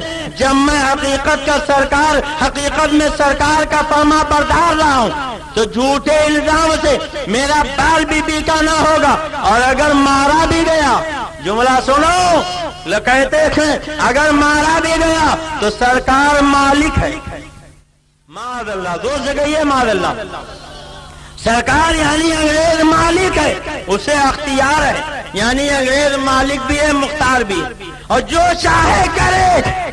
تین جملے ذہن میں رکھیے، انگریزوں کے لیے کیا کہہ رہے ہیں؟ یہ ان کے امام ربانی کہ انگریز مالک بھی ہے، انگریز مختار بھی ہے، انگریز جو چاہے کرے، انگریز سرکار ہے، اور کہتے ہیں اپنا تو بال برابر بھی فکر نہ تھا، البتہ جب مفارقت کا احباب کا سما بن جاتا تو آپ کی زبان پہ یہ قطع آ جاتا۔ اب آپ ذرا غور کریں، اس میں کتنی بات بتائی۔ انہوں نے کہا انگریز سرکار ہے، انگریز مالک ہے، انگریز مختار ہے، اور اگر مارا گیا تو بال برابر بھی فکر نہیں، انگریزوں کی ایجنٹی میں مارے جائیں، انگریزوں کی چاپلوسی میں مارے جائیں، انگریزوں کی حمایت میں مارے جائیں تو کہتے ہیں بال برابر فکر نہیں ہے۔ اب آپ ذرا غور کریں اور سوچیں، کہتے ہیں انگریز مالک و مختار ہے، جو چاہے کرے، اور اسی کتاب کا صفحہ 85 پہ لکھا۔ ایک مرتبہ لوگوں نے پوچھا رشید احمد تم نے مفسدوں کا ساتھ دیا اور فساد کیا، آپ جواب دیتے ہیں ہمارا کام فساد نہیں، نہ ہم مفسدوں کے ساتھی، کبھی دریافت ہوتا تم نے سرکار کے مقابلے میں ہتھیار اٹھائے، آپ اپنی تصویر کی طرف اشارہ کرتے، ہمارا فرماتے ہمارا ہتھیار تو یہ ہے کبھی حاکم دھمکاتا ہم تم کو پوری سزا دیں گے، انگریز کہتا ہم تم کو سزا دیں گے، آپ فرماتے کیا مذائقہ ہے مگر تحقیق کر کے، یعنی سیاں بھائی کوتوال تو پھر ڈر کاہے کا۔ انگریز کہتا تھا تم فسادی ہو، کہتے تھے ہم فسادی نہیں ہیں، کہتے تھے تم نے سرکار کے مقابلے میں ہتھیار اٹھایا، کہا کبھی نہیں، کہا تمہیں سزا دیں گے، کہا کوئی مذائقہ نہیں مگر تحقیق کر کے، یعنی جانتے تھے جب تحقیق کریں گے تو پتہ چلے گا ہم انگریزوں کے مخالف نہیں مخبر ہے، ہم انگریزوں کے باغی نہیں دوست ہیں، ہم انگریزوں کے دشمن نہیں حمایتی ہے، ہم انگریزوں کے وہی خواہ ہیں، اور اگر تحقیق کریں گے تو ہماری وفاداری ثابت ہوگی، اس لیے چاہے جتنا تحقیق کرو ہمیں غم کس بات کا ہے۔ علامہ فضل ہاں تو دریائے علامہ فضل ہاں تو کالا پانی کا سزا برداشت کرتے ہیں، بہادر شاہ تھا تو تختے دار پہ ان کے بیٹوں کو شہید کیا جاتا ہے، کہ قائد علی شہید کو شہید کیا جاتا ہے، مگر یہ اطمینان سے بیٹھے ہیں کہ ہمیں کچھ نہ ہوگا، اس لیے کہ ہم تو زندگی بھر انگریز کے وفاداری کرتے رہے، کیوں ہمیں انگریز کا دشمن کہتے ہو، کاہے تو کہتے ہو؟ اب مجھے بتاؤ جو زندگی پر انگریزوں کی ایجنٹ کرے اگر انہیں وفادار ثابت کیا جائے تو مفتی اعظم کے غلاموں کو، جماعت رضائے مصطفیٰ والوں کو، یہ مفتی اعظم کے ماننے والوں کو تکلیف ہوگی کہ نہیں ہوگی؟ ان کو بتائیں کہ رشید احمد گنگوہی، اسماعیل دہلوی، سید احمد رائے بریلوی، قاسم نانوتوی یہ مجاہد آزادی نہیں بلکہ انگریزوں کے ایجنٹ ہیں، انہوں نے انگریزوں سے جہاد نہیں کیا بلکہ مجاہدین آزادی سے انہوں نے جنگ کیا ہے، اور یہ مجاہدین آزادی کے مخالف ہے، انہیں انگریزوں کی طرف سے حمایت حاصل نہیں، انگریزوں کی طرف سے وظیفہ نہیں۔ اور اگر اجازت دیجیے تو ایک بڑی تلخ عبارت سنا، بولیے سنا دو، سننا چاہتے؟ میں نے کہا تھا 3 جملے یاد رکھیے گا، 3 جملے یاد رکھیے۔ کیا وہ بھیا جا رہے ہیں کہا؟ ارے بڑی محنت سے میں بول رہا ہوں، جائیے نہیں۔ یہ دیکھیے 87 کی عبارت میں نے سنایا کہ جب میں حقیقت میں سرکار کا فرما بردار رہا ہوں تو جھوٹے الزام سے میرا بال بھی بیٹا نہ ہوگا، اگر مارا بھی گیا، جملہ یاد رکھیے، مولوی رشید احمد گنگوہی جنہیں مجاہد آزادی کہتے ہیں، وہ کہتے ہیں اگر مارا بھی گیا تو سرکار مالک ہے، یعنی انگریز کا نام نہیں لیتے، سرکار کہتے ہیں۔ کیا کہتے ہیں؟ زور سے بولو۔ سرکار مالک ہے، اسے اختیار ہے، جو چاہے کرے۔ انگریز سرکار ہے، انگریز مالک ہے، انگریز مختار ہے، انگریز جو چاہے کرے۔ کتنی باتیں کہی؟ زور سے بولیے۔ انگریز کیا ہے؟ سرکار۔ بولیے کیا ہے؟ انگریز مالک ہے، انگریز مختار ہے، انگریز جو چاہے وہ کرے۔ مگر یہ دیکھو ایک کتاب ہے تقویۃ الایمان، کون سی کتاب ہے؟ زور سے بولیے۔ تقویۃ الایمان، یہ کتاب مولوی اسماعیل دہلوی نے لکھی، علی میاں نے حاشیہ چڑھایا اور ندوہ کے نصاب میں یہ کتاب شامل۔ جب تک پڑھا نہیں دی جاتی فضیلت کی ڈگری نہیں دی جاتی۔ اور اسی کتاب کا صفحہ ہے 89۔ کون سا صفحہ ہے؟ زور سے بولیے۔ 89۔ دیکھو کیا لکھا، جس کا نام محمد یا علی ہے وہ کسی چیز کا مختار نہیں۔ معاذ اللہ، زور سے بولو معاذ اللہ، سارا مجمع بولے معاذ اللہ۔ اب دیکھو جس کا کہاں بولتے، جن کا کہاں بولتے۔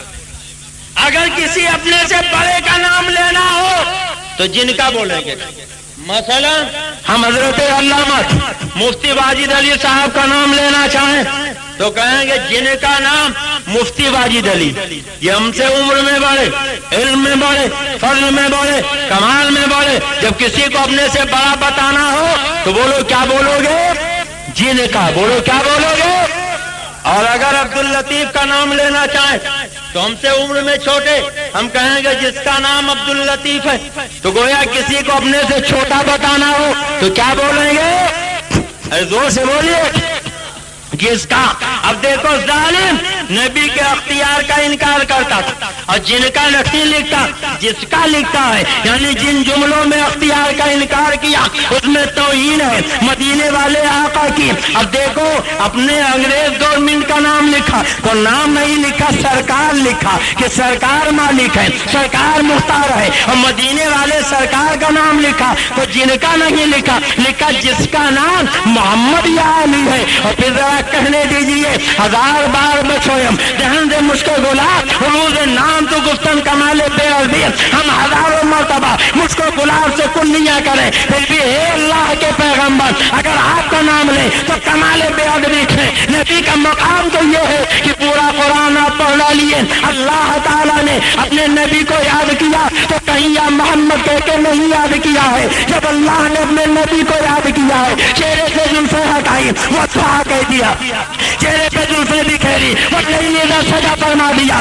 کالا کمبل اوڑھا یا المسلم فرما دیا، چادر لپیٹی یا متصل فرما دیا، اور اللہ نے جب اپنے نبی کو یاد کیا ہے تو کہیں یا نبی کہا، کہیں یا رسول کہا، کہیں نور مبین کہا، کہیں رحمت للعالمین کہا۔ ذرا سوچو جس خدا نے پیدا کیا ہے وہ اپنے نبی کو یاد کرتا ہے تو کس محبت سے یاد کرتا ہے، یا ایھا النبی انا ارسلناک شاہدا وبشیرا ونذیرا داعیا الی اللہ باذنہ وسراجا منیرا۔ اے مالے گاؤں کے غیور مسلمانوں، یہ دیکھو تمہارے آقا ہے، تمہارے پیغمبر ہے، تمہارے نبی ہے، ان کا خدا جس نے پیدا کیا ہے وہ اپنے نبی کو یا محمد کہہ کے نہیں پکارا تھا، چہرے سے زلفیں ہٹائی وہ دعا کہہ کے پکارا اور لیلا سجا کہہ کے یاد کیا، رحمت للعالمین کہا، نور مبین کہا، طٰہٰ کہا، یاسین کہا، بشیر النذیر کہا، سراج المنیر کہا، داعی کہا، رحمت للعالمین کہا،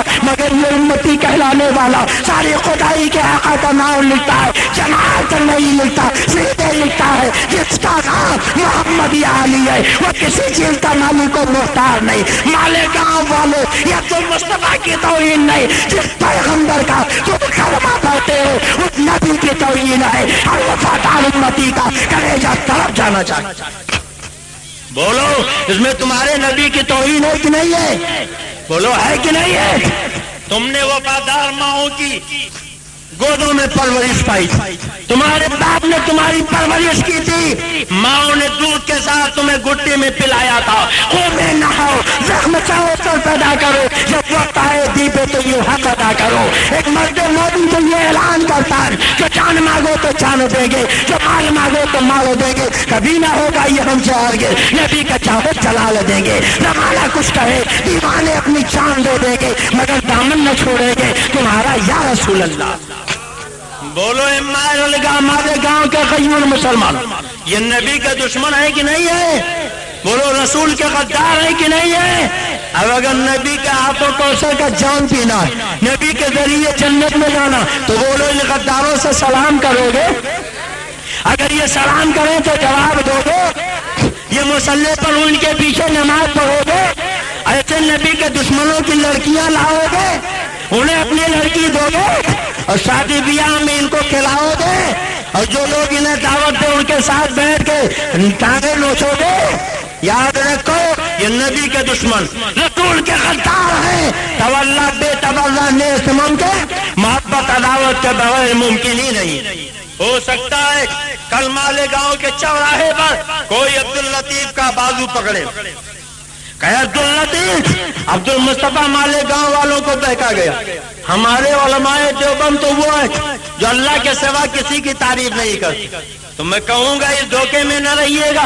یہی کتاب تقویۃ الایمان ہے، ٹائٹل پیج آپ دیکھ کر اپنے مولانا کا نام لکھا تو لکھتے ہیں مجاہد اسلام عالم ربانی مولانا شاہ اسماعیل شہید رحمت اللہ علیہ، حضرت مولانا سید ابو الحسن علی ندوی۔ حضرات کلیجے پہ ہاتھ رکھ کے سوچو، اپنے مولانا کا نام لکھا تو کتاب ایک ہی ہے، مجاہد اسلام بھی لکھ رہے ہیں، عالم ربانی بھی لکھ رہے ہیں، مولانا شاہ بھی لکھ رہے ہیں، سعید رحمت اللہ علیہ بھی لکھ رہے ہیں، حضرت مولانا سید بھی لکھ رہے ہیں، اور خدا کے محبوب کا نام لکھا، طٰہٰ و یاسین کا نام لکھا، مزمل و مدثر کا نام لکھا، بشیر و نذیر کا نام لکھا، نور مبین کا نام لکھا، محبوب رب العالمین کا نام لکھا، تو جناب نہیں لکھا، سیدھے لکھ دیا جس کا نام محمد یا علی ہے وہ کسی چیز کا मुख्तार नहीं। बोलो ए काले काओ तो मुसलमानों, इससे बड़ी गुस्ताखी कुछ हो सकती है? बोलो हो सकती है? अब देखो ये किताब है तज़किरतुर रशीद, अंग्रेज को लिखना हुआ तो अंग्रेज का नाम नहीं लिखा, सरकार लिखा। क्या लिखा?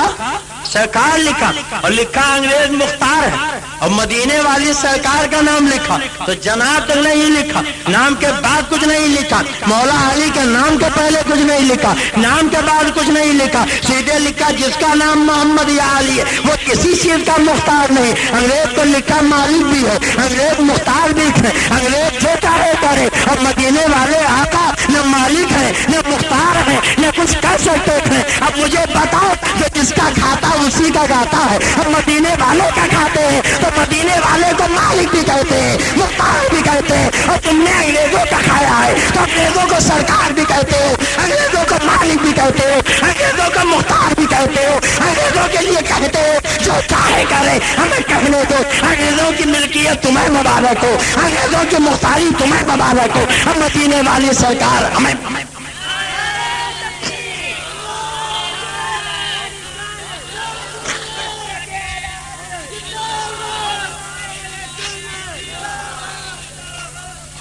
इसकी नारा आप लगाते, अरे मुजाहिदीन आजादी का तज़किरा आप सुन लें, आपको तो पूरे जज्बे जहान में सरसार होकर नारा लगाना चाहिए, या रसूल अल्लाह के नारा से हमको प्यार है, या रसूल अल्लाह के नारा से हमको प्यार है। और जिसने ये नारा लगाया उसका बेड़ा, जोर से बोलो उसका बेड़ा।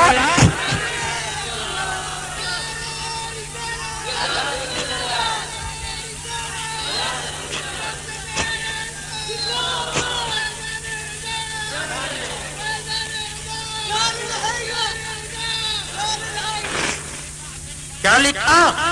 जिसका नाम मोहम्मद या अली है वो किसी चीज का मुख्तार नहीं। और यही किताब तक़वियतुल ईमान है, सफ़ा 126 है। कौन सा सफ़ा है? जोर से बोलिए। 126 लिखता है इस्माइल दहलवी, ये नदवा के निसाब की किताब है।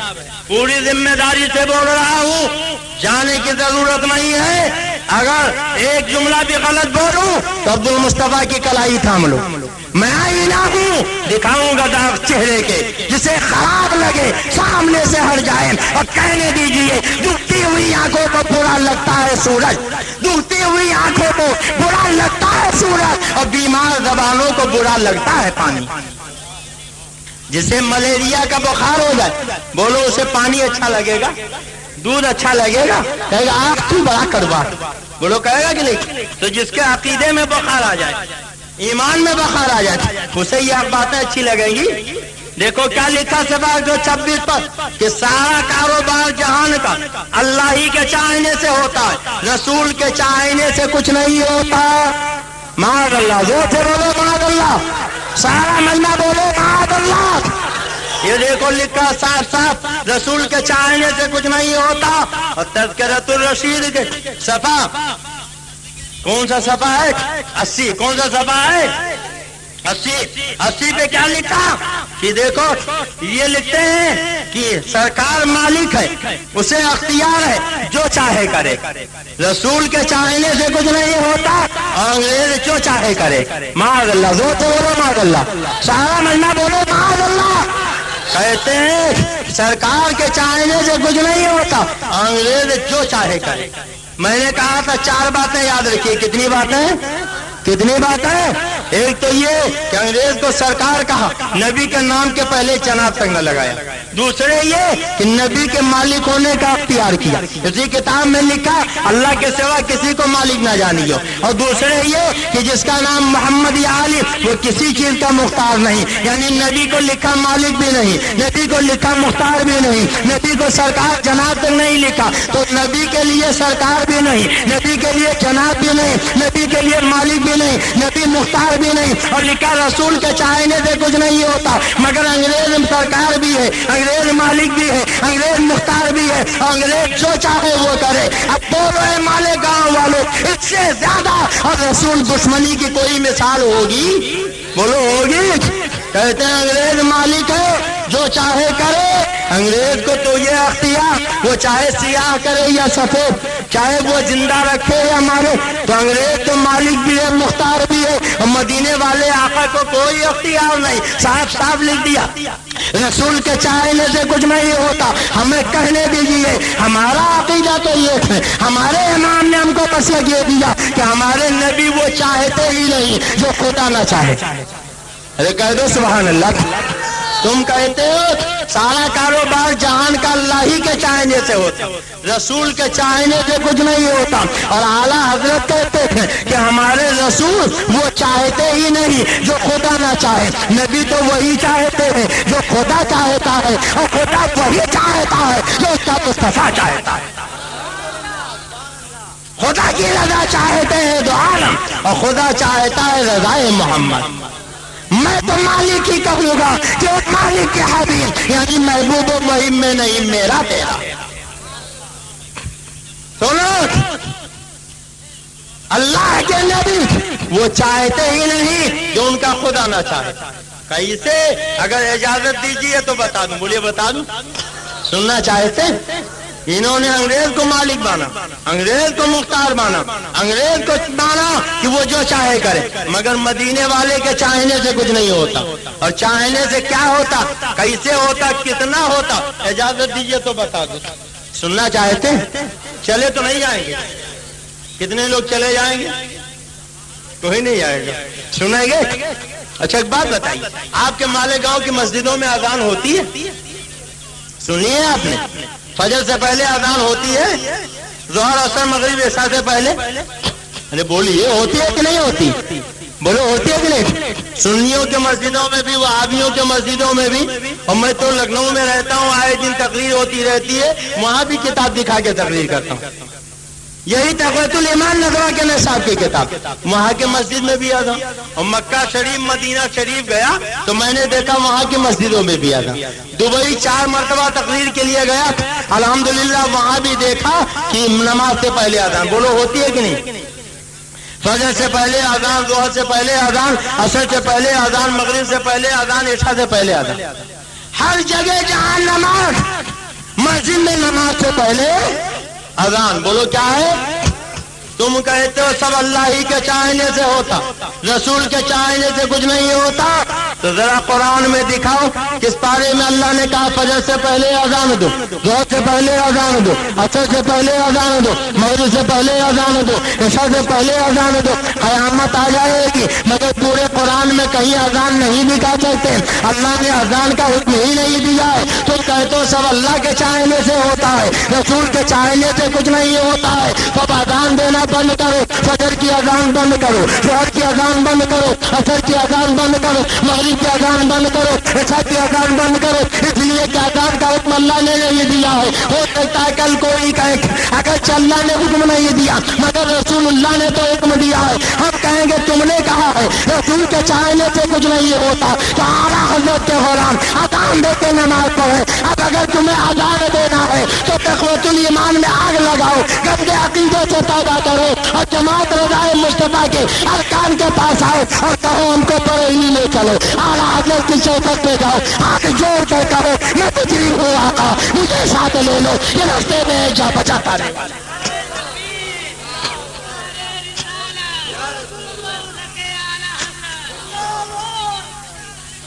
اگر اذان دینا ہے تو اپنے گندے عقیدے سے توبہ کرنا پڑے گا، تقویت الایمان میں آگ لگانی پڑے گی، اعلیٰ حضرت کا مسئلہ قبول کرنا پڑے گا.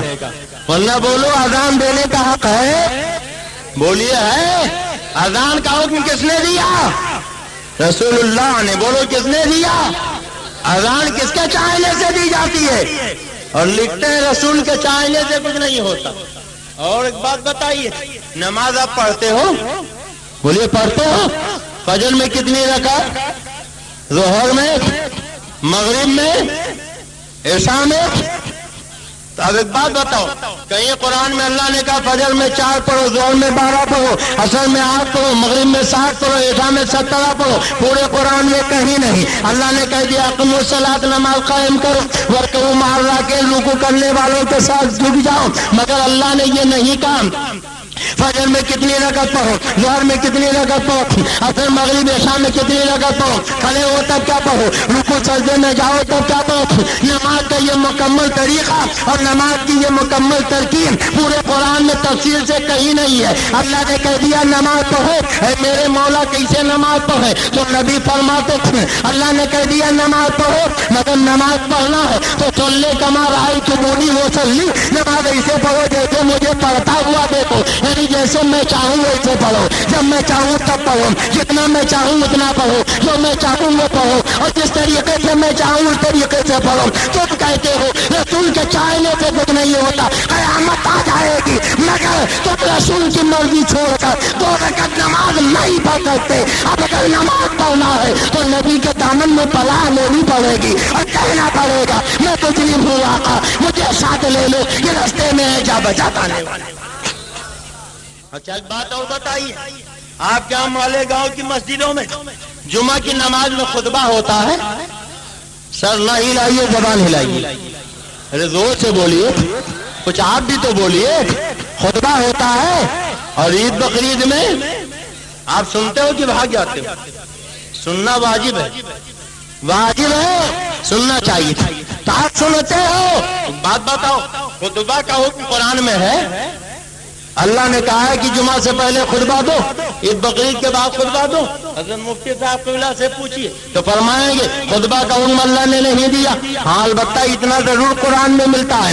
ایک مرتبہ میرے سرکار خطبہ دے رہے تھے، کچھ لوگ اٹھ کے چلے گئے، قافلہ آیا تھا تو اللہ نے تنبیہ فرمائی کہ خطبہ چھوڑ کے مت جایا کرو۔ ہم کہیں گے میرے مولا جب تو نے خطبہ کا حکم ہی نہیں دیا ہے تو جو لوگ اٹھ کر چلے گئے تھے انہیں تنبیہ کیوں کی جا رہی ہے؟ تو جواب ملے گا اگرچہ میں نے حکم نہیں دیا مگر میرے محبوب نے تو حکم دیا ہے، جیسے میری بات نہ ماننے والا مجرم آئے کہیں جو میرے نبی کی بات نہ مانے وہ بھی مجرم ہے۔ پتا چلا خطبہ کا حکم رسول اللہ نے دیا ہے مگر جن لوگوں نے نہیں سنا اللہ کی بارگاہ میں مجرم ہوئے، معدوم ہوئے، گویا خدا نے ذہن دے دیا ہے اے میرے بندو، ارے جو میں چاہوں وہ بھی کرو اور جو میرا نبی چاہے وہ بھی کرو۔ اگر میرا چاہا نہ کرو گے تو مجرم ہوگے اور نبی کا چاہا نہ کرو گے تو بھی میری بارگاہ میں مجرم ہو۔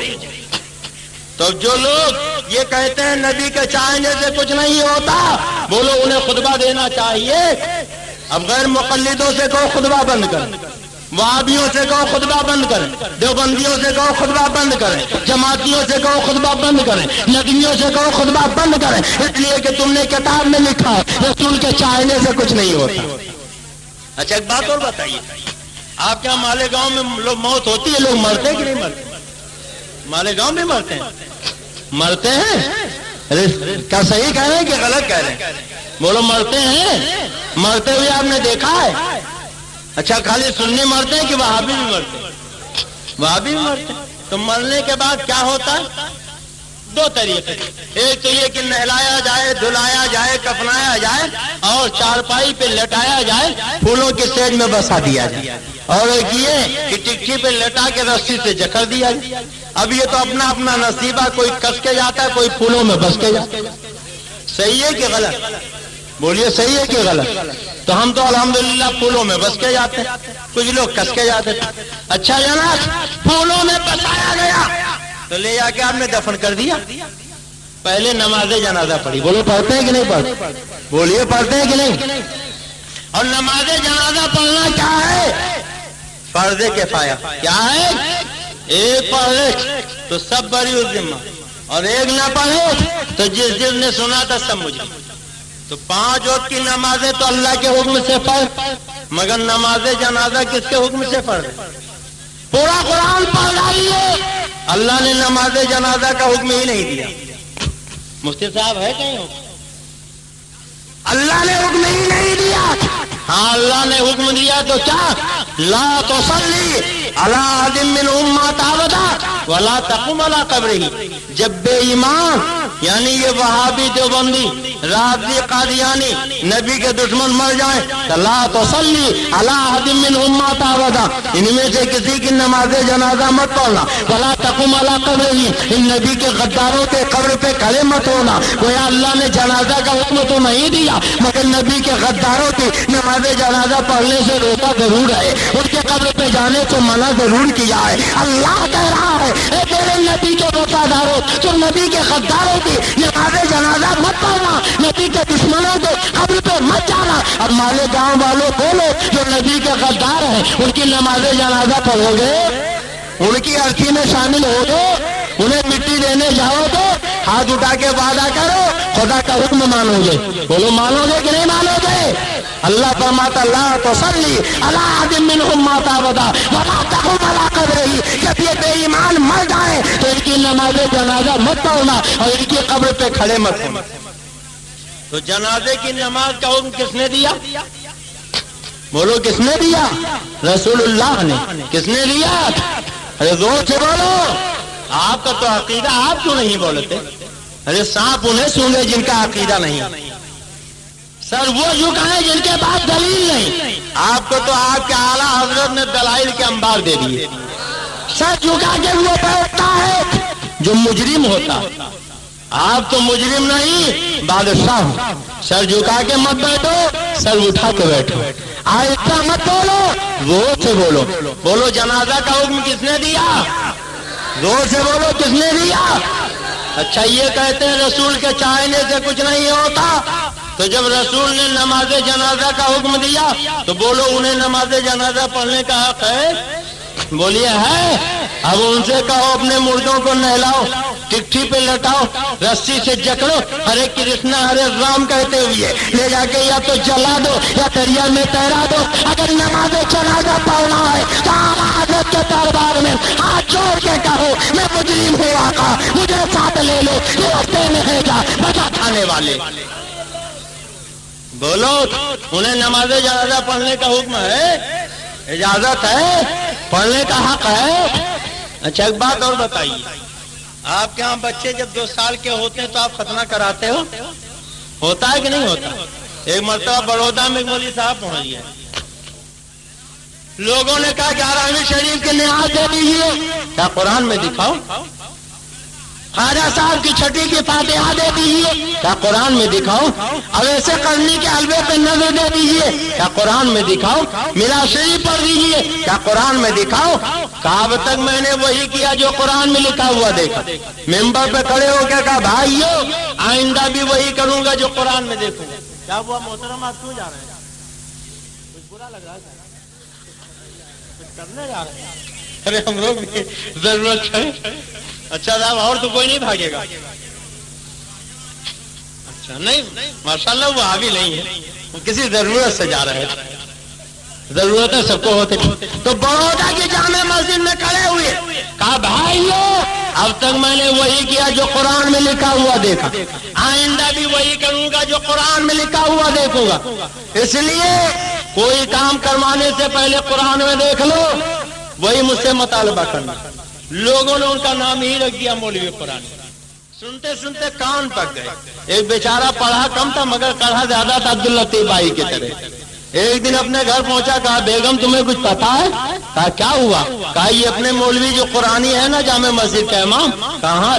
کہا ان کا تو ختنہ ہی نہیں ہوا مگر کسی سے بتانا نہیں۔ یہ تو آپ جانتے ہی عورتیں پیٹ کی ہلکی ہوتی، ان کے پیٹ میں بات نہیں پستی، اور اگر منع کر دیجئے مت بتانا تو بتانا اپنے لیے فرض تصور کرتی۔ اب پیٹ میں چوہے دوڑنے لگے، بیگم نے کہا 2 منٹ کا وقت دیجئے، میں ابھی آئی۔ پڑوسن کے ہاں پہنچی، دروازہ کھٹکھٹایا، انہوں نے دروازہ کھولا، کہا خیریت تو ہے؟ کہا بہت اچنبھے کی بات میں نے سنی، میں تمہیں بتانے آئی ہوں، کیا بات ہے؟ کہا مگر پہلے قسم کھاؤ کسی سے بتاؤ گی نہیں۔ قسم کھا لیا، کہا آپ بتاؤ کیا بات ہے؟ کہا یہ اپنے مولوی قرآنی جو مسجد میں امامت کرتے ہیں نا، بات بات پہ قرآن کی رٹ لگاتے ہیں، ان کا تو ختنہ ہی نہیں ہوا۔ کہا واقعی؟ کہا سچ۔ بالکل صحیح کہہ رہے ہیں. اب ان کے پیٹ میں بھی چوہے دوڑنے لگے, انہوں نے بھی نقاب پہنے اپنے پڑوسن کے یہاں پہنچ گئے. شدہ پورے بڑودا میں خبر پھیل گئی. اب ایک عورت سے برداشت نہ ہوا, وہ مولوی قرآنی کے گھر پہنچ گئی. کہا بیٹھ, ایک بہت ضروری بات معلوم کرنے آئی ہوں, 2 منٹ کا وقت دیجیے. کمرے میں لے گئی. کیا پوچھنا ہے؟ کہا میں نے عجیب بات سنی, آپ کے مولوی قرآنی کی سنت نہیں ہوئی. آپ سے باہر ہو گئی. یہ کیا بدتمیزی ہے, کیسی بکواس کر رہے, کیسے تم نے کہہ دیا؟ ابھی اور پھول بک رہی تھی, کتنے میں ایک عورت اور آ گئی. کہا بہن ایک بہت ضروری بات معلوم کرنی, 2 منٹ کا وقت چاہیے. ایک کمرے میں لے گئی. پوچھو کیا پوچھنا چاہتے ہو؟ کہا میں نے عجیب اچنبے کی بات سنی, آپ کے مولوی قرآنی کا ختنہ نہیں ہوا. اب تو پارا اور چڑھ گیا, اور بگڑنے لگی. اتنے میں تیسری عورت آ گئی. اب تیسرے کے بعد چوتھی آ گئی, چوتھی کے بعد 5ویں آ گئی. اب مولوی قرآنی کی بیوی غصے میں بھری ہوئی مولوی قرآنی کے پاس پہنچی. یہ سب کیا بدتمیزی ہے, کیسی بکواس کر رہی ہو, کیسے تم نے یہ سب کیا ہو رہا ہے؟ تو مولوی قرآنی نے کہا. کس نے کہا؟ پتا نہیں. اچھا ٹھہرو میں ابھی پتا لگاتا ہوں. وہ گھر سے نکلے, سوٹا ہاتھ میں لیا اور ٹہلتے ٹہلتے عبداللطیف بھائی کے گھر پہنچ گئے. ارے یہ خالی مثال میں ان کا نام لے رہا ہوں, حقیقت میں مت سمجھ جائیے گا. اس کڑے ہوئے بڑودا کے سنی کے گھر پہنچ گئے. کہنے لگے تم نے کیسے کہا کہ میرا ختنہ نہیں ہوا؟ آپ کو کیسے پتا چلا کہ میں نے ہی کہا؟ آپ بہانے مت کرو, میں کعبے کا غلاف پکڑ کے قسم کر دیتا ہوں کہ تمہارے سوا کسی نے نہیں کہا. اور نبی کے بارے میں تو کہتے ہو غیب کا علم نہیں, تو تمہیں غیب کا علم کیسے ہو گیا؟ یہ سب کچھ نہیں, تمہارے سوا کسی نے نہیں کہا. کیسے تم نے کہا؟ آپ ہی نے تو ممبر پہ کھڑے ہو کے کہا تھا. میں نے اب تک وہی کیا جو قرآن میں لکھا ہوا دیکھا, آئندہ بھی وہی کروں گا جو قرآن میں لکھا ہوا دیکھوں گا. کرا کے میں نے قرآن اٹھایا اور پورا قرآن پڑھ ڈالا. اللہ نے کہیں کہا ہی نہیں کہ ختنہ کراؤ. تو میں نے سوچا اتنے بڑے مولوی ہو کر اتنا بڑا جھوٹ کیسے بولے گے؟ جب اللہ نے نہیں کہا ختنہ کراؤ تو آپ نے ختنہ نہیں کرایا ہوگا. اب یہ جھوٹ کیسے ہو گیا, میں نے غلط کیسے کر دیا؟ اب مولوی قرآن سب پکڑ کے بیٹھ گئے. کہنے لگے اب بات سمجھ میں آئی, اگر قرآن میں ہم کو دلیل نہ ملے تو حدیثوں میں دلیل تلاش کرنا چاہیے, اس کو چھوڑ نہیں دینا چاہیے. اب ان وہابیوں سے کہو تم کہتے ہو رسول کے چاہنے سے کچھ نہیں ہوتا, تو اللہ نے ختنہ کا حکم ہی نہیں دیا ہے. اب اپنے بچوں کا ختنہ کرانا بند کرو. اگر ختنہ کرانا ہے تو اعلیٰ حضرت کی بارگاہ میں جانا پڑے گا اور اعلیٰ حضرت کی چوکھٹ پکڑ کے رو کے کہنا پڑے گا میں مجرم ہوں آقا, مجھے ساتھ لے لو, یہ راستے میں ہے جا بجا کرنے والے. تو بولو, اذان دی جاتی ہے رسول کے چاہنے سے. کس کے چاہنے سے؟ نماز کا مکمل طریقہ رسول نے دیا, خطبہ کا حکم اللہ کے نبی نے دیا, نماز جنازہ کا حکم اللہ کے نبی نے دیا, ختنہ کا حکم اللہ کے نبی نے دیا. اب جن کا یہ عقیدہ ہے کہ رسول کے چاہنے سے کچھ نہیں ہوتا, انہیں چاہیے اپنی مسجدوں میں اذان بند کریں, نماز پڑھنا بند کریں, اذان خطبہ دینا بند کریں, ختنہ کرانا بند کریں, نماز جنازہ پڑھنا بند کریں. اور اگر نہیں بند کرنا ہے تو تقویت الایمان کو ہمارے گاؤں کے چوراہے پر رکھ کے آگ لگاتے اور یہ اعلان کر دیں ہم تقویت الایمان کو چلاتے ہیں, گندے عقیدے سے توبہ کرتے ہیں, کفری باتوں سے رجوع کا توبہ کرتے ہیں اور اعلیٰ حضرت کا مسئلہ قبول کرتے ہیں اور یہ اعلان کر دیں میں مجرم ہوں آقا, مجھے ساتھ لے لو, کہ راستے میں ہو جا بجا کرنے والے. مالک بھی ہے, مختار بھی ہے, جو چاہے کرے, اور رسول کے چاہنے سے کچھ نہیں ہوتا. معاذ اللہ, وہ ضرور معاذ اللہ. اب رسول کے چاہنے سے کیا ہوتا, کیسے ہوتا, کتنا ہوتا؟ اجازت دیجیے ایک حدیث سنا دوں, ایمان تازہ ہو جائے.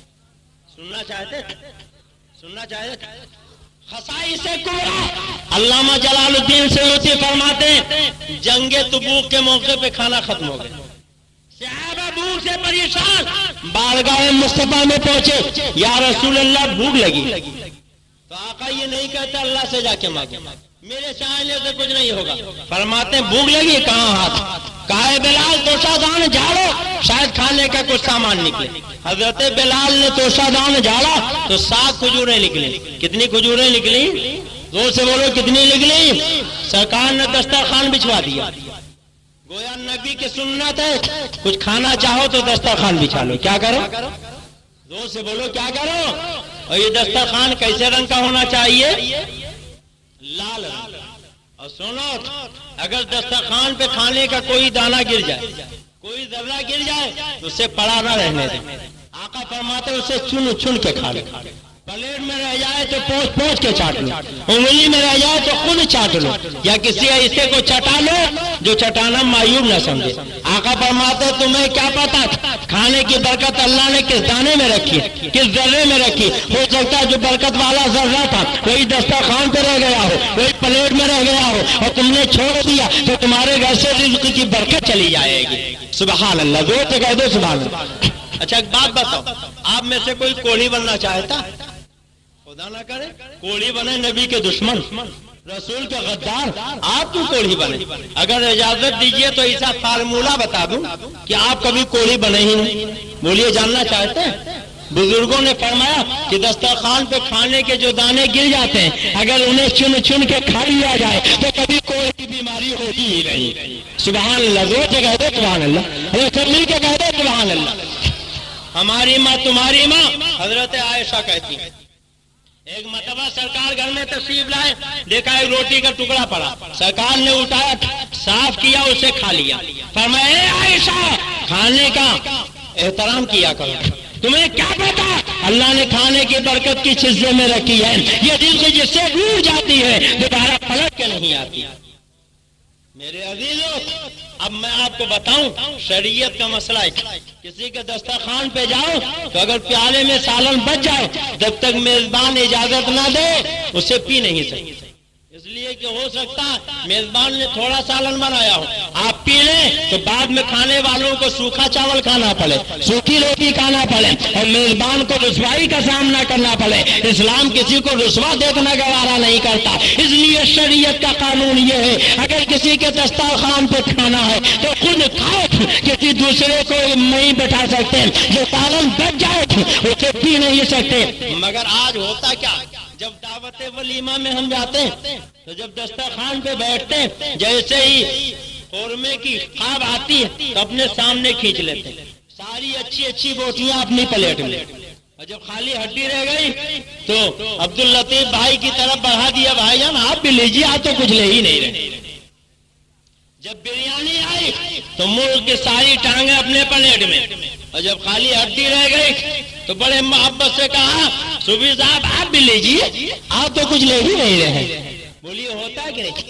अरे जब शोर बात आप बगैर इजाजत नहीं पी सकते तो सारी टांगे और सारी बोटियां आप अपनी प्लेट में रख सकते हैं। जितना खाने का मामूल है उतना ही रखना चाहिए, ज्यादा नहीं रखना चाहिए। और आज सबसे बड़ा मुअज्जज वो समझा जाता जो अपने दस्तरखान पे ज्यादा मिकदार में बोटियां फेंके, आधा नोच के खाते और आधा फेंक देते हैं। अल्लाह फरमाता कुलू वशरबू वला तुस्रिफू, खाओ पियो मगर फजूल खर्ची मत करो,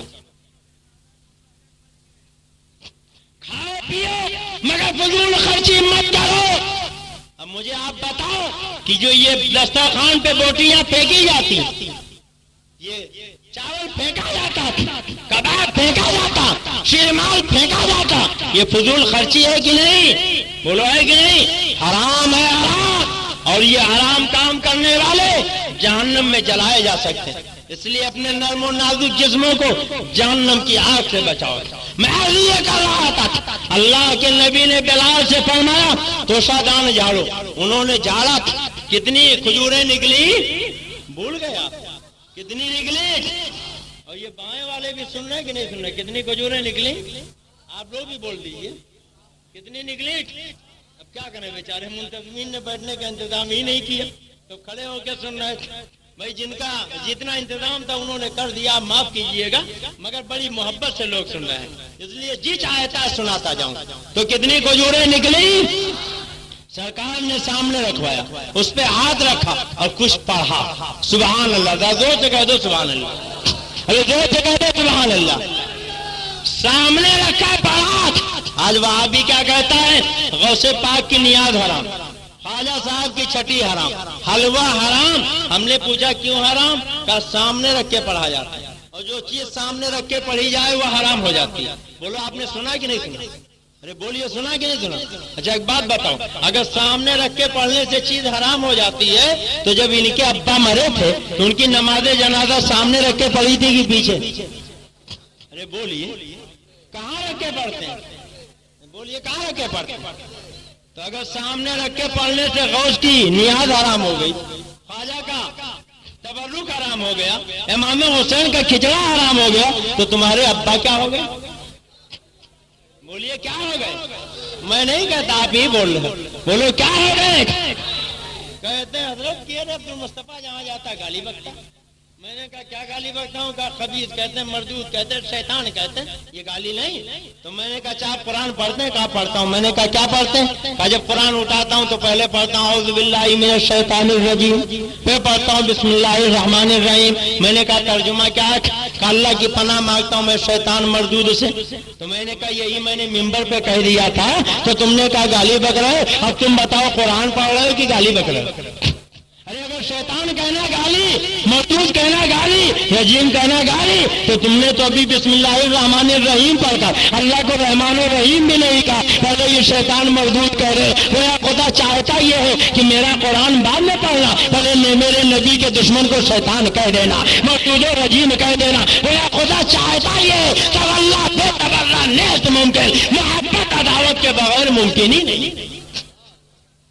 کہتے ہیں صاحب یہ ممبر رسول ہے، ممبر کا کچھ احترام ہونا چاہیے، آپ لوگ کوئی احترام نہیں کرتے۔ میں نے کہا کیا احترام؟ کہا خبیث مردود شیطان کہتے ہیں یہ احترام ہے؟ تو میں نے کہا اچھا نماز پڑھتے ہو تو کیا پڑھتے ہو؟ اعوذ باللہ من الشیطان الرجیم، پھر بسم اللہ الرحمن الرحیم، پھر الحمدللہ رب العالمین۔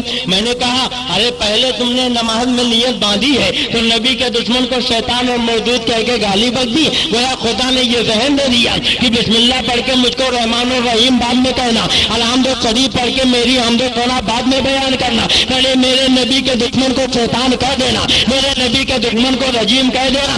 جب نبی کے دشمن کو برا کہہ دو گے، شیطان و مردود کہہ دو گے، تب رحمان کہو گے میں قبول کروں گا، رحیم کرو گے میں قبول کروں گا، حمد و ثنا بیان کرو گے قبول کروں گا۔ اور اگر نبی کے دشمن کو برا نہ کہا تو میں سب مردود کر دوں گا۔ اگر اپنی عبادت قبول کروانا ہے تو پہلے نبی کے دشمن کو برا کرو۔ اور حضرت میں جب حج کے لیے گیا تو جب 8 تاریخ آئی تو میں نے دیکھا ایک سے گھٹے والے سب بخشا بستر سنبھال کے جا رہے ہیں۔ میں نے کہا کہاں جا رہے ہو؟ کہاں میں نہ جا رہا۔ کیوں جا رہے ہو؟ کہا شیطان کو کنکر مارنے۔ ہم نے کہا ہندوستان میں بہت تلاش کیا، شیطان نما انسان تو نظر آئے مگر سراپا شیطان نظر نہیں آئے۔ چلو اچھا ہوا حج کرنے آئے تو شیطان بھی دیکھ لیں گے۔ تو کہا کیسی بات کر رہا ہوں شیطان کہاں؟ میں نے کہا بیٹھ، کہاں تو 3 پتھر ہیں، جتنے بڑا شیطان مجرا شیطان چھوٹا شیطان کہا جاتا۔ میں نے کہا بیٹھ، کہاں انہیں کو پتھر مارا جائے گا۔ میں نے کہا ایسا؟ میں نے کہا کیوں؟ کہا اللہ کے پیغمبر کو شیطان نے بہکانے کی کوشش کی، اللہ کے نبی نے کنکر مار کے دھسا دیا۔ اب قیامت تک اللہ نے حکم دے دیا اے میرے بندو جب حج کے لیے آئے تو میرے نبی کے دشمن کو کنکریاں مار کر زمین میں دھساؤ۔ میں نے کہا ہندوستان میں کھرو کہتے تھے کہ جتنی دیر خبیث مردود کافر مرتد کہتے ہو اتنی دیر بسم اللہ پڑھو، رحمان الرحیم پڑھو، نفل پڑھو، درود شریف پڑھو، عبادت کا ثواب ملے گا۔ کیا ضرورت خبیث مردود کہنے کی، شیطان کہنے کی؟ تو یہ تو حرم کعبہ ہے، ایک نیکی کا ثواب 1 لاکھ کے برابر۔ سب مینا جا رہے تھے، خوب کعبے کا طواف کرو، خوب حجر اسود چومو، خوب صفا مروہ کی صحیح کرو، خوب عمرہ کرو، اور ایک نیکی کا ثواب 1 لاکھ کے برابر کماؤ۔ کیوں شیطان کے چکر میں پڑے ہو؟ کیوں کنکر مارنے جا رہے ہو؟ تو کہنے لگے مولانا جب طواف کا وقت تھا طواف کیا، جب عمرے کا وقت تھا عمرہ کیا، جب حجر اسود چومنے کا وقت تھا چوما، مگر اللہ کو یہی پسند ہے کہ حج سے پہلے 3 دنوں میں نبی کے دشمن کو کنکریاں ماری جائیں۔ تو ہمیں کہنے دیجیے جیسے نماز کا وقت آتا نماز پڑھتے ہیں، روزے کا زمانہ آتا روزہ رکھتے ہیں، حج کا موقع آتا حج کرتے ہیں، زکات کا وقت آتا زکات دیتے ہیں، مگر نبی کے دشمنوں کی بات آتی ہے، جب نبی کے غداروں کی بات آتی ہے تو اشرف علی کو کافر کہتے تھے، نصیر احمد کو کافر کہتے ہیں، اور جن لوگوں نے نبی کے دشمن کو کنکریاں ماری ہے تو فقہا فرماتے تھے وہ کنکریاں میدان قیامت میں ترازو کے پلے پر رکھی جائیں گی اور نیکیوں کے اضافے کا سبب بن جائیں گے۔ ایسے ہی نبی کے دشمنوں کو کافر و مردود کہنا، شیطان و خبیث کہنا، یہ کل تمہارے نیکیوں کے اضافے کا سبب بن جائے گا، اس لیے کہ یہ عدالت کے بغیر محبت مکمل ہی نہیں۔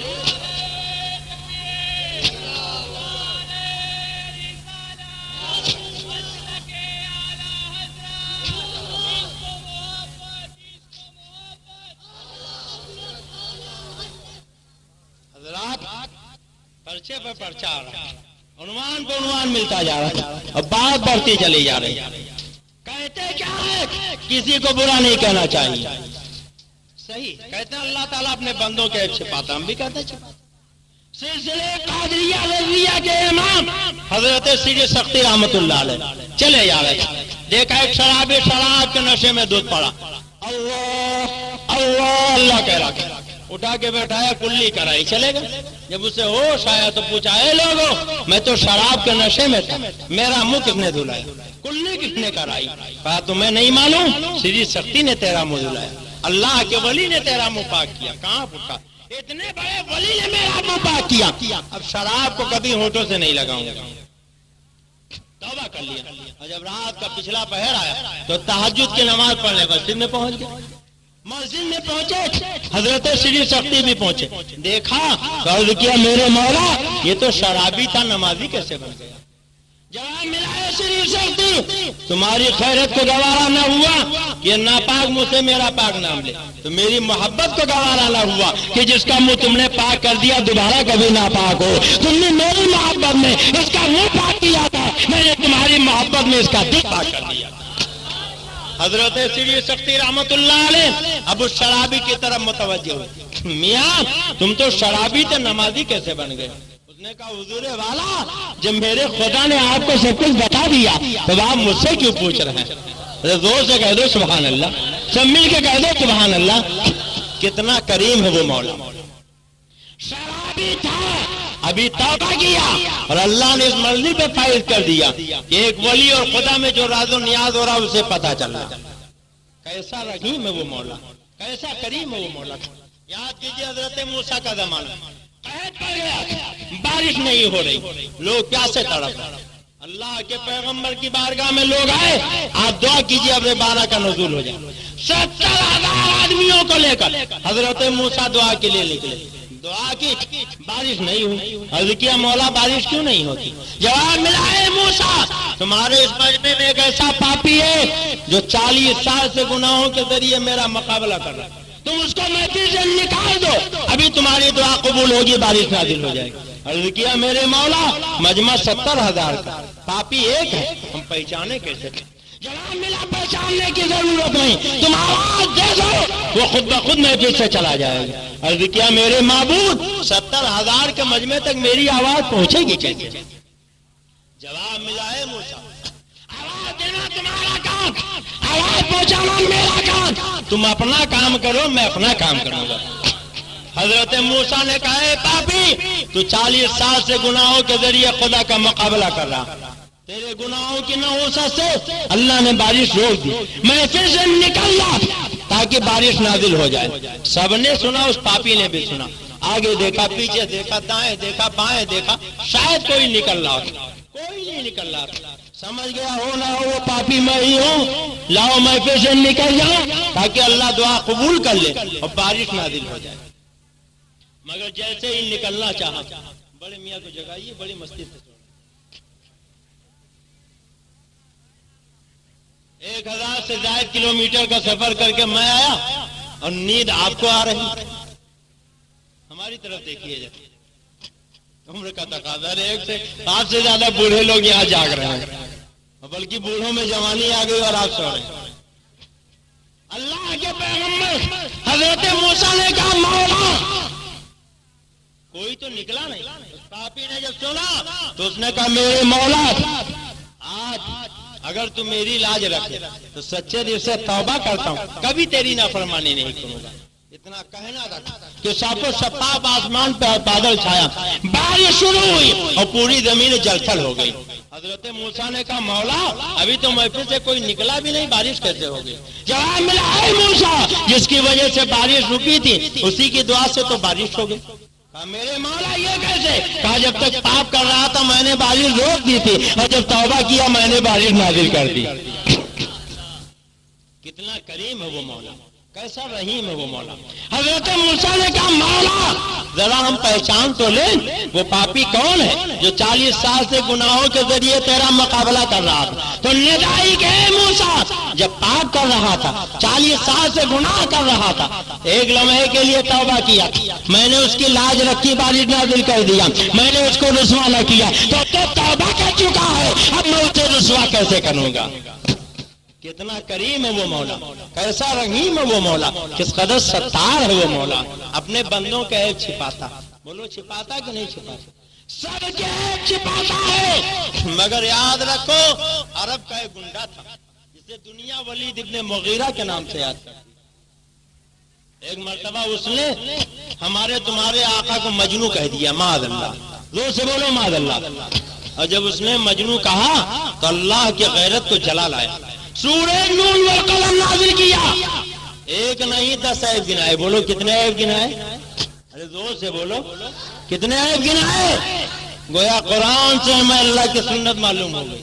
सबके ऐब छिपाओ मगर जो नबी की गुस्ताखी करे उसके ऐब छिपाओ नहीं। अगर एक बुराई करे तो कम से कम कितनी बुराई करो, 10। बोलो कितनी करो, 10। एक मर्तबा नहीं क़यामत तक। अशरफ अली थानवी का कौल मौलवी ज़करिया ने तबलीगी निसाब में लिखा कि जैसे हदीस से ये मालूम हुआ कि नबी के शान अरफा में जो एक मर्तबा गुस्ताखी करे, हदीस में मालूम हुआ नबी की बारगाह में एक मर्तबा दरूद भेजे 10 रहमतें नाजिल होती। ऐसे ही कुरान से मालूम हुआ जो नबी के शान में एक गुस्ताखी करे अल्लाह की जानिब से उस पर 10 लानतें होती। कितनी लानतें, और 10वीं लानत क्या थी कि उतुल्लिम बादा ज़ालिका ज़नीम, ऐ महबूब जिसने आपको मजनू का इसकी असल में खता। और ये तर्जुमा तो आला हजरत ने किया। अगर आप इजाजत दीजिए तो अशरफ अली थानवी का तर्जुमा बता दो, बोलिए बता दूं। तबलीगी निसाब में थानवी का तर्जुमा मौलवी ज़करिया ने किया कि ये हराम ज़्यादा है, क्या है हराम ज़्यादा। हज़रत मुफ्ती साहब मैंने लुग़त उठा के देखा तो लुग़त में हराम ज़्यादा के माने शरीर के होते हैं, मगर इन्होंने उस पर हाशिया चढ़ाया कि यह आयत वलीद इब्ने मुगीरा के हक़ में नाज़िल हुई जो ज़ना के नुत्फ़े से था। अब बताओ माले गाँव वालों कि जो ज़ना के नुत्फ़े से होगा वो हरामी होगा कि हलाली। अरे जोर से बोलिए, बोलिए क्या होगा, हरामी। कुरान कहता ऐ महबूब, मुझे ज़ुकाम ने बहुत परेशान कर डाला मगर आप मोहब्बत से सुन रहे इसलिए दिल चाहता कुछ बहुत है आपको बता दूं। कुरान ने कहा महबूब जिसने आपको मजनू कहा इसकी असल में खता क्या है, असल में खता। तो रवायतों में आया है कि वलीद इब्ने मुगीरा ने सुना तो घर गया, माँ सो रही थी, सीने पे सवार हो गया, तलवार हाथ में लिया, कहा माँ मैंने नबी को मजनू कहा था। नबी ने 10 ऐब गिनाए, 9 तो मैं जानता हूँ मेरे ही है, 10वां भी यकीन है कि सच्चा होगा मगर तस्दीक करने तेरे पास आया हूँ। माँ ने पूछा क्या है, क्या कुरान ने कहा मेरा नुत्फा सही नहीं। तो माँ ने कहा बेटे अगर तेरा नुत्फा सही होता तो तुम माँ के सीने पे सवार ही ना होता, तुझे इसी से पता लगा लेना चाहिए। कहा माँ मगर ऐसा हुआ क्यों। अब सुनो वलीद इब्ने मुगीरा की माँ कहती है कि बेटे तेरा बाप नामर्द था, मैंने सोचा दौलत दूसरों के पास चली जाएगी इसलिए कहा मैंने चुपके से एक चरवाहे को बुलाया था और तू उसी के नुत्फे से है। कुछ समझे आप। वलीद इब्ने मुगीरा की माँ ने रात का डेरे में चरवाहे को बुलाया था, कोई नहीं जानता था, ना आप जानते थे ना हम जानते थे, किसी को पता नहीं था। वो अल्लाह जो सत्तार है, वो अल्लाह जो रहमान और रहीम है, सबके ऐब छिपाता था। जब वलीद इब्ने मुगीरा ने नबी की गुस्ताखी की तो रहमान और रहीम मौला ने वलीद इब्ने मुगीरा के सारे ऐब जब खोल खोल के बयान कर दिया। लोग कहते हैं जलसे में महफिलों में औरतें भी होती हैं, लड़के भी होते हैं, लड़कियां भी होती हैं, बहू भी होती है, दामाद भी होता है। ऐसी गलत बातें नहीं बयान करना चाहिए। मगर कुरान लड़की भी पढ़ती है, कुरान लड़का भी पढ़ता है, कुरान बहू भी पढ़ती है, कुरान दामाद भी पढ़ता है, कुरान माँ भी पढ़ती है, कुरान बाप भी पढ़ता है। अल्लाह बयान करता है तुल्लिम बादा जाली का गनी, ऐ महबूब जिसने आपको मजनू कहा है, ये अपने बाप के नुक्ते से नहीं है। गोया खुदा ये चाहता है कि बेटा सुने तो वो नबी के गुस्ताख से नफरत करने लगे, बेटी सुने तो वो नफरत करने लगे, बहू सुने तो वो नफरत करने लगे, माँ बाप सुने तो वो नफरत करने लगे। अब जो लोग ये कहते हैं नबी के किसी को बुरा नहीं कहना चाहिए, मैं उससे पूछना चाहता हूँ कि आप कुरान नहीं पढ़ते हो? अरे जरूर कुरान पढ़ते हो, पूरे साल आप कुरान न पढ़ो, मगर जब रमजान का महीना आएगा दिन भर रोजा रहने के बाद तरावी की नमाज पढ़ने खड़े हो गए तो ये देखो मस्जिद की मेहराब है, एक इमाम खड़ा हुआ था। अगर इमाम ने ये सोचा कि शायद में नबी के दुश्मन को हरामी कहा गया, हम अगर पढ़ेंगे तो हमारे गांव वाले कहेंगे ये मस्जिद में गाली बक रहा, लाओ जाओ छोड़ो दो, तो सारे हाजिर लुकमा देंगे। हाजिर साहब ये शायद में नबी के दुश्मन के नुक्ते की बुराई बयान की गई है, आप पढ़िए वरना कुरान मुकम्मल नहीं होगा। अब हमें कहने दीजिए दिन भर रोजा रहने के बाद मस्जिद की मेहराब में नमाज की नियत में नमाज की हालत में नियत बांध कर इमाम खड़ा है और नबी के दुश्मन को उतल्लिम बादा जाली का जलीम कहकर हरामी कह रहा है, और ये गाली नहीं खुदा की इबादत हो रही है। वो खुदा ने जहन दे दिया है जो सबके है छिपाओ, मगर जो नबी की गुस्ताखी करे उसे नमाज में बुरा करो, ये गाली नहीं बल्कि खुदा की इबादत होगी। आप सुनो, वलीद इब्ने मुगीरा ने माँ से पूछा था, माँ ने कहा बेटे तेरा बाप नामर्द था, मैंने चरवाहे को बुलाया था, तू उसी के नुक्ते से है। गोया कुरान का आईना ये बता रहा है कि नबी की गुस्ताखी वही करेगा जो किसी चरवाहे के नुक्ते से होगा या किसी घसियारे के नुक्ते से होगा। अगर अपने बाप का होगा तो पैगम्बर की गुस्ताखी कर ही नहीं सकता है। अब जो लोग नबी की गुस्ताखी करे, चाहे वो माले गाँव के रहने वाले हो या धोलिया के रहने वाले हो या बम्बई के रहने वाले हो, उन्हें कुरान का आईना दिखा दीजिए और उनसे कहिए अपने माओ से अपने नुस्खे की तहकीक करो, कहीं ऐसा तो नहीं कि तुम्हारे माओ के कदम भी वलीद इब्ने मुगीरा की माँ की तरह बढ़ गए हो। उन्होंने किसी घसियारे या चरवाहे को बुला लिया हो, इसलिए कि नबी की गुस्ताखी वही करेगा जो अपने बाप का नहीं होगा। अगर अपने बाप का है तो नबी की गुस्ताखी कर ही नहीं। और सुनो, कुरान के इसी सूरत में अल्लाह फरमाता सना समहू अलल खुर्तुम, ऐ महबूब जिसने आपको मजनू कहा अनकरीब इसके सुअर के जैसी थूथनी दाग देंगे। वलीद इब्ने मुगीरा आदमी था, सुअर नहीं, मगर अल्लाह ने उसके चेहरे को सुअर की थूथनी कहा। गोया खुदा चाहता ये सबके ऐब छिपाओ, मगर जो नबी का दुश्मन है उसके ऐब बयान करो। बोलो बयान करना चाहिए कि नहीं? अब बात कहाँ से निकली थी कहाँ जा पहुंची। मैं अर्ज ये कर रहा था कि सरकार ने कहा बिलाल तोशादान झाड़ो, उन्होंने तोशादान झाड़ा, कितनी खजूरें निकली, दस्तरखान बिछवाया, सातों खजूरें रखी, हाथ रखा, कुछ पढ़ा और फरमाया बिलाल अब जितने भूखे सबको बुलाओ, सब आ गए, फरमाया निकाल निकाल के खाओ। तो हज़रत बिलाल कहते एक हाथ से खजूर निकालता था, खा के दूसरे हाथ से गिठली अलग रख देता था, अब निकालता जा रहा था खाता जा रहा था, निकालता जा रहा था खाता जा रहा था, यहाँ तक कि पेट भर गया। सुभान अल्लाह, जोर से कह दो सुभान अल्लाह। एक बात बताओ, 7 खजूरों में किसी का पेट भरेगा? हजरत बिलाल का पेट भर गया। तो कहते हैं बड़ा ताज्जुब हुआ कि खजूरें 7 ही थी, पेट कैसे भर गया? तो फरमाते मैंने सोचा लाओ शुमार करें मैंने कितनी खजूरें खाई, तो गिठलियां रखते जा रहे थे। फरमाते हैं जब मैंने गिठलियों को गिना तो मैंने तनहा जो खजूरें खाई थी वो 54 खजूरें थी। सुभान अल्लाह, जोर से कह दो सुभान अल्लाह, सब मिल के कह दो सुभान अल्लाह। पहले कुल कितनी खजूरें थी? हजरत बिलाल ने कितनी खाई? 54। 7 में से कितनी खाई? और जो लोग बैठे थे मुंह देख रहे, हजरत बिलाल कहते हैं सबने खाया, सबके पेट भर गए।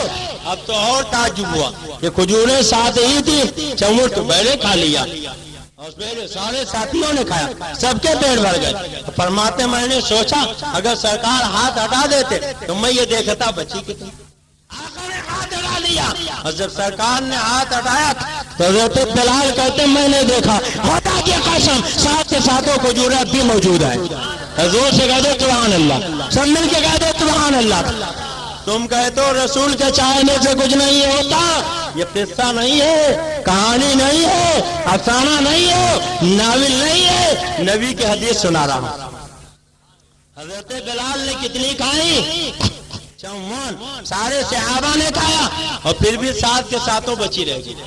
आका फरमाते बिलाल खजूरों को संभाल के रख लो, खर्च मत करना, संभाल के रखना फिर काम आएगा। رکھ لیا. پھر دوسرے دن آیا, آقا بھوک لگی, فرمایا کھجوریں کیا ہوئی؟ کہا سرکار رکھی. کہا لاؤ. پھر لے کے آئے, پھر ہاتھ رکھا, کچھ پڑھا, کہا کھاؤ. حضرت بلال کہتے دوسرے دن کھانے والے 10 تھے. کتنے تھے؟ اور کھجوریں کتنی؟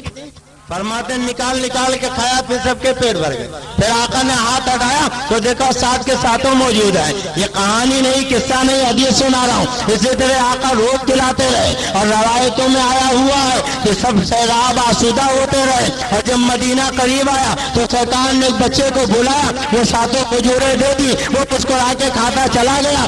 آقا فرماتے بلال مجھے شرم آتی ہے, ورنہ انسان کھجوروں کو مدینہ لے جاتا اور پورے مدینے والوں کو کھجوروں میں آسودہ کر دے گا.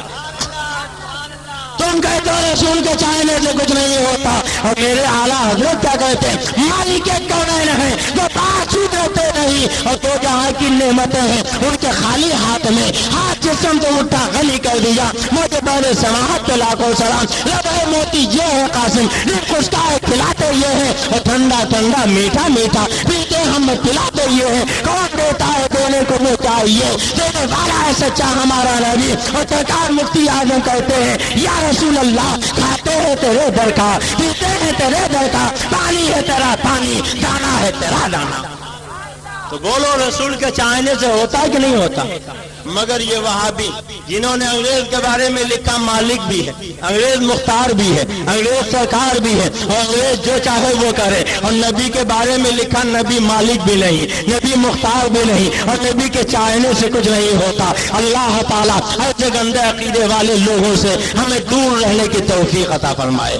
حضرات فرمائشیں بہت تھی, میں بیان بھی کچھ اور کرنا چاہتا تھا مگر وقت بہت ہو چکا ہے, اور کل بھی انشاءاللہ تعالیٰ دھولیا میں تقریر ہوگی. آپ اگر وہاں تشریف لائیں گے تو آج جو کچھ بیان ہو چکا ہے اس کے علاوہ اور بہت کچھ بیان ہوگا, اور ان کی کتابوں کی وہ عبارتیں میں آپ کو سناؤں گا جسے سننے کے بعد رونگٹے کھڑے ہو جائیں گے, اور دن دوپہر کے سورج کی طرح آپ پہچان لیں گے نبی کا وفادار کون ہے, نبی کا غدار کون ہے. کیا میں امید رکھوں کہ آپ دھولیا پہنچیں گے؟ نہیں پہنچیں گے. دیکھیے بابا نے پہلے ہی ہاتھ ہلا دیا. مجاہدین آزادی کا تذکرہ سننے آیا.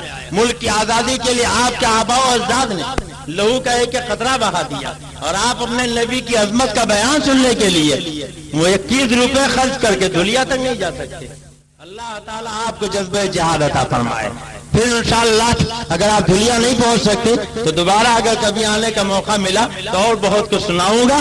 اللہ تعالیٰ کی بارگاہ میں دعا ہے کہ ہمیں حق بولنے, حق سننے, حق پر عمل کرنے کی توفیق عطا فرمائے. آمین. السلام علیکم.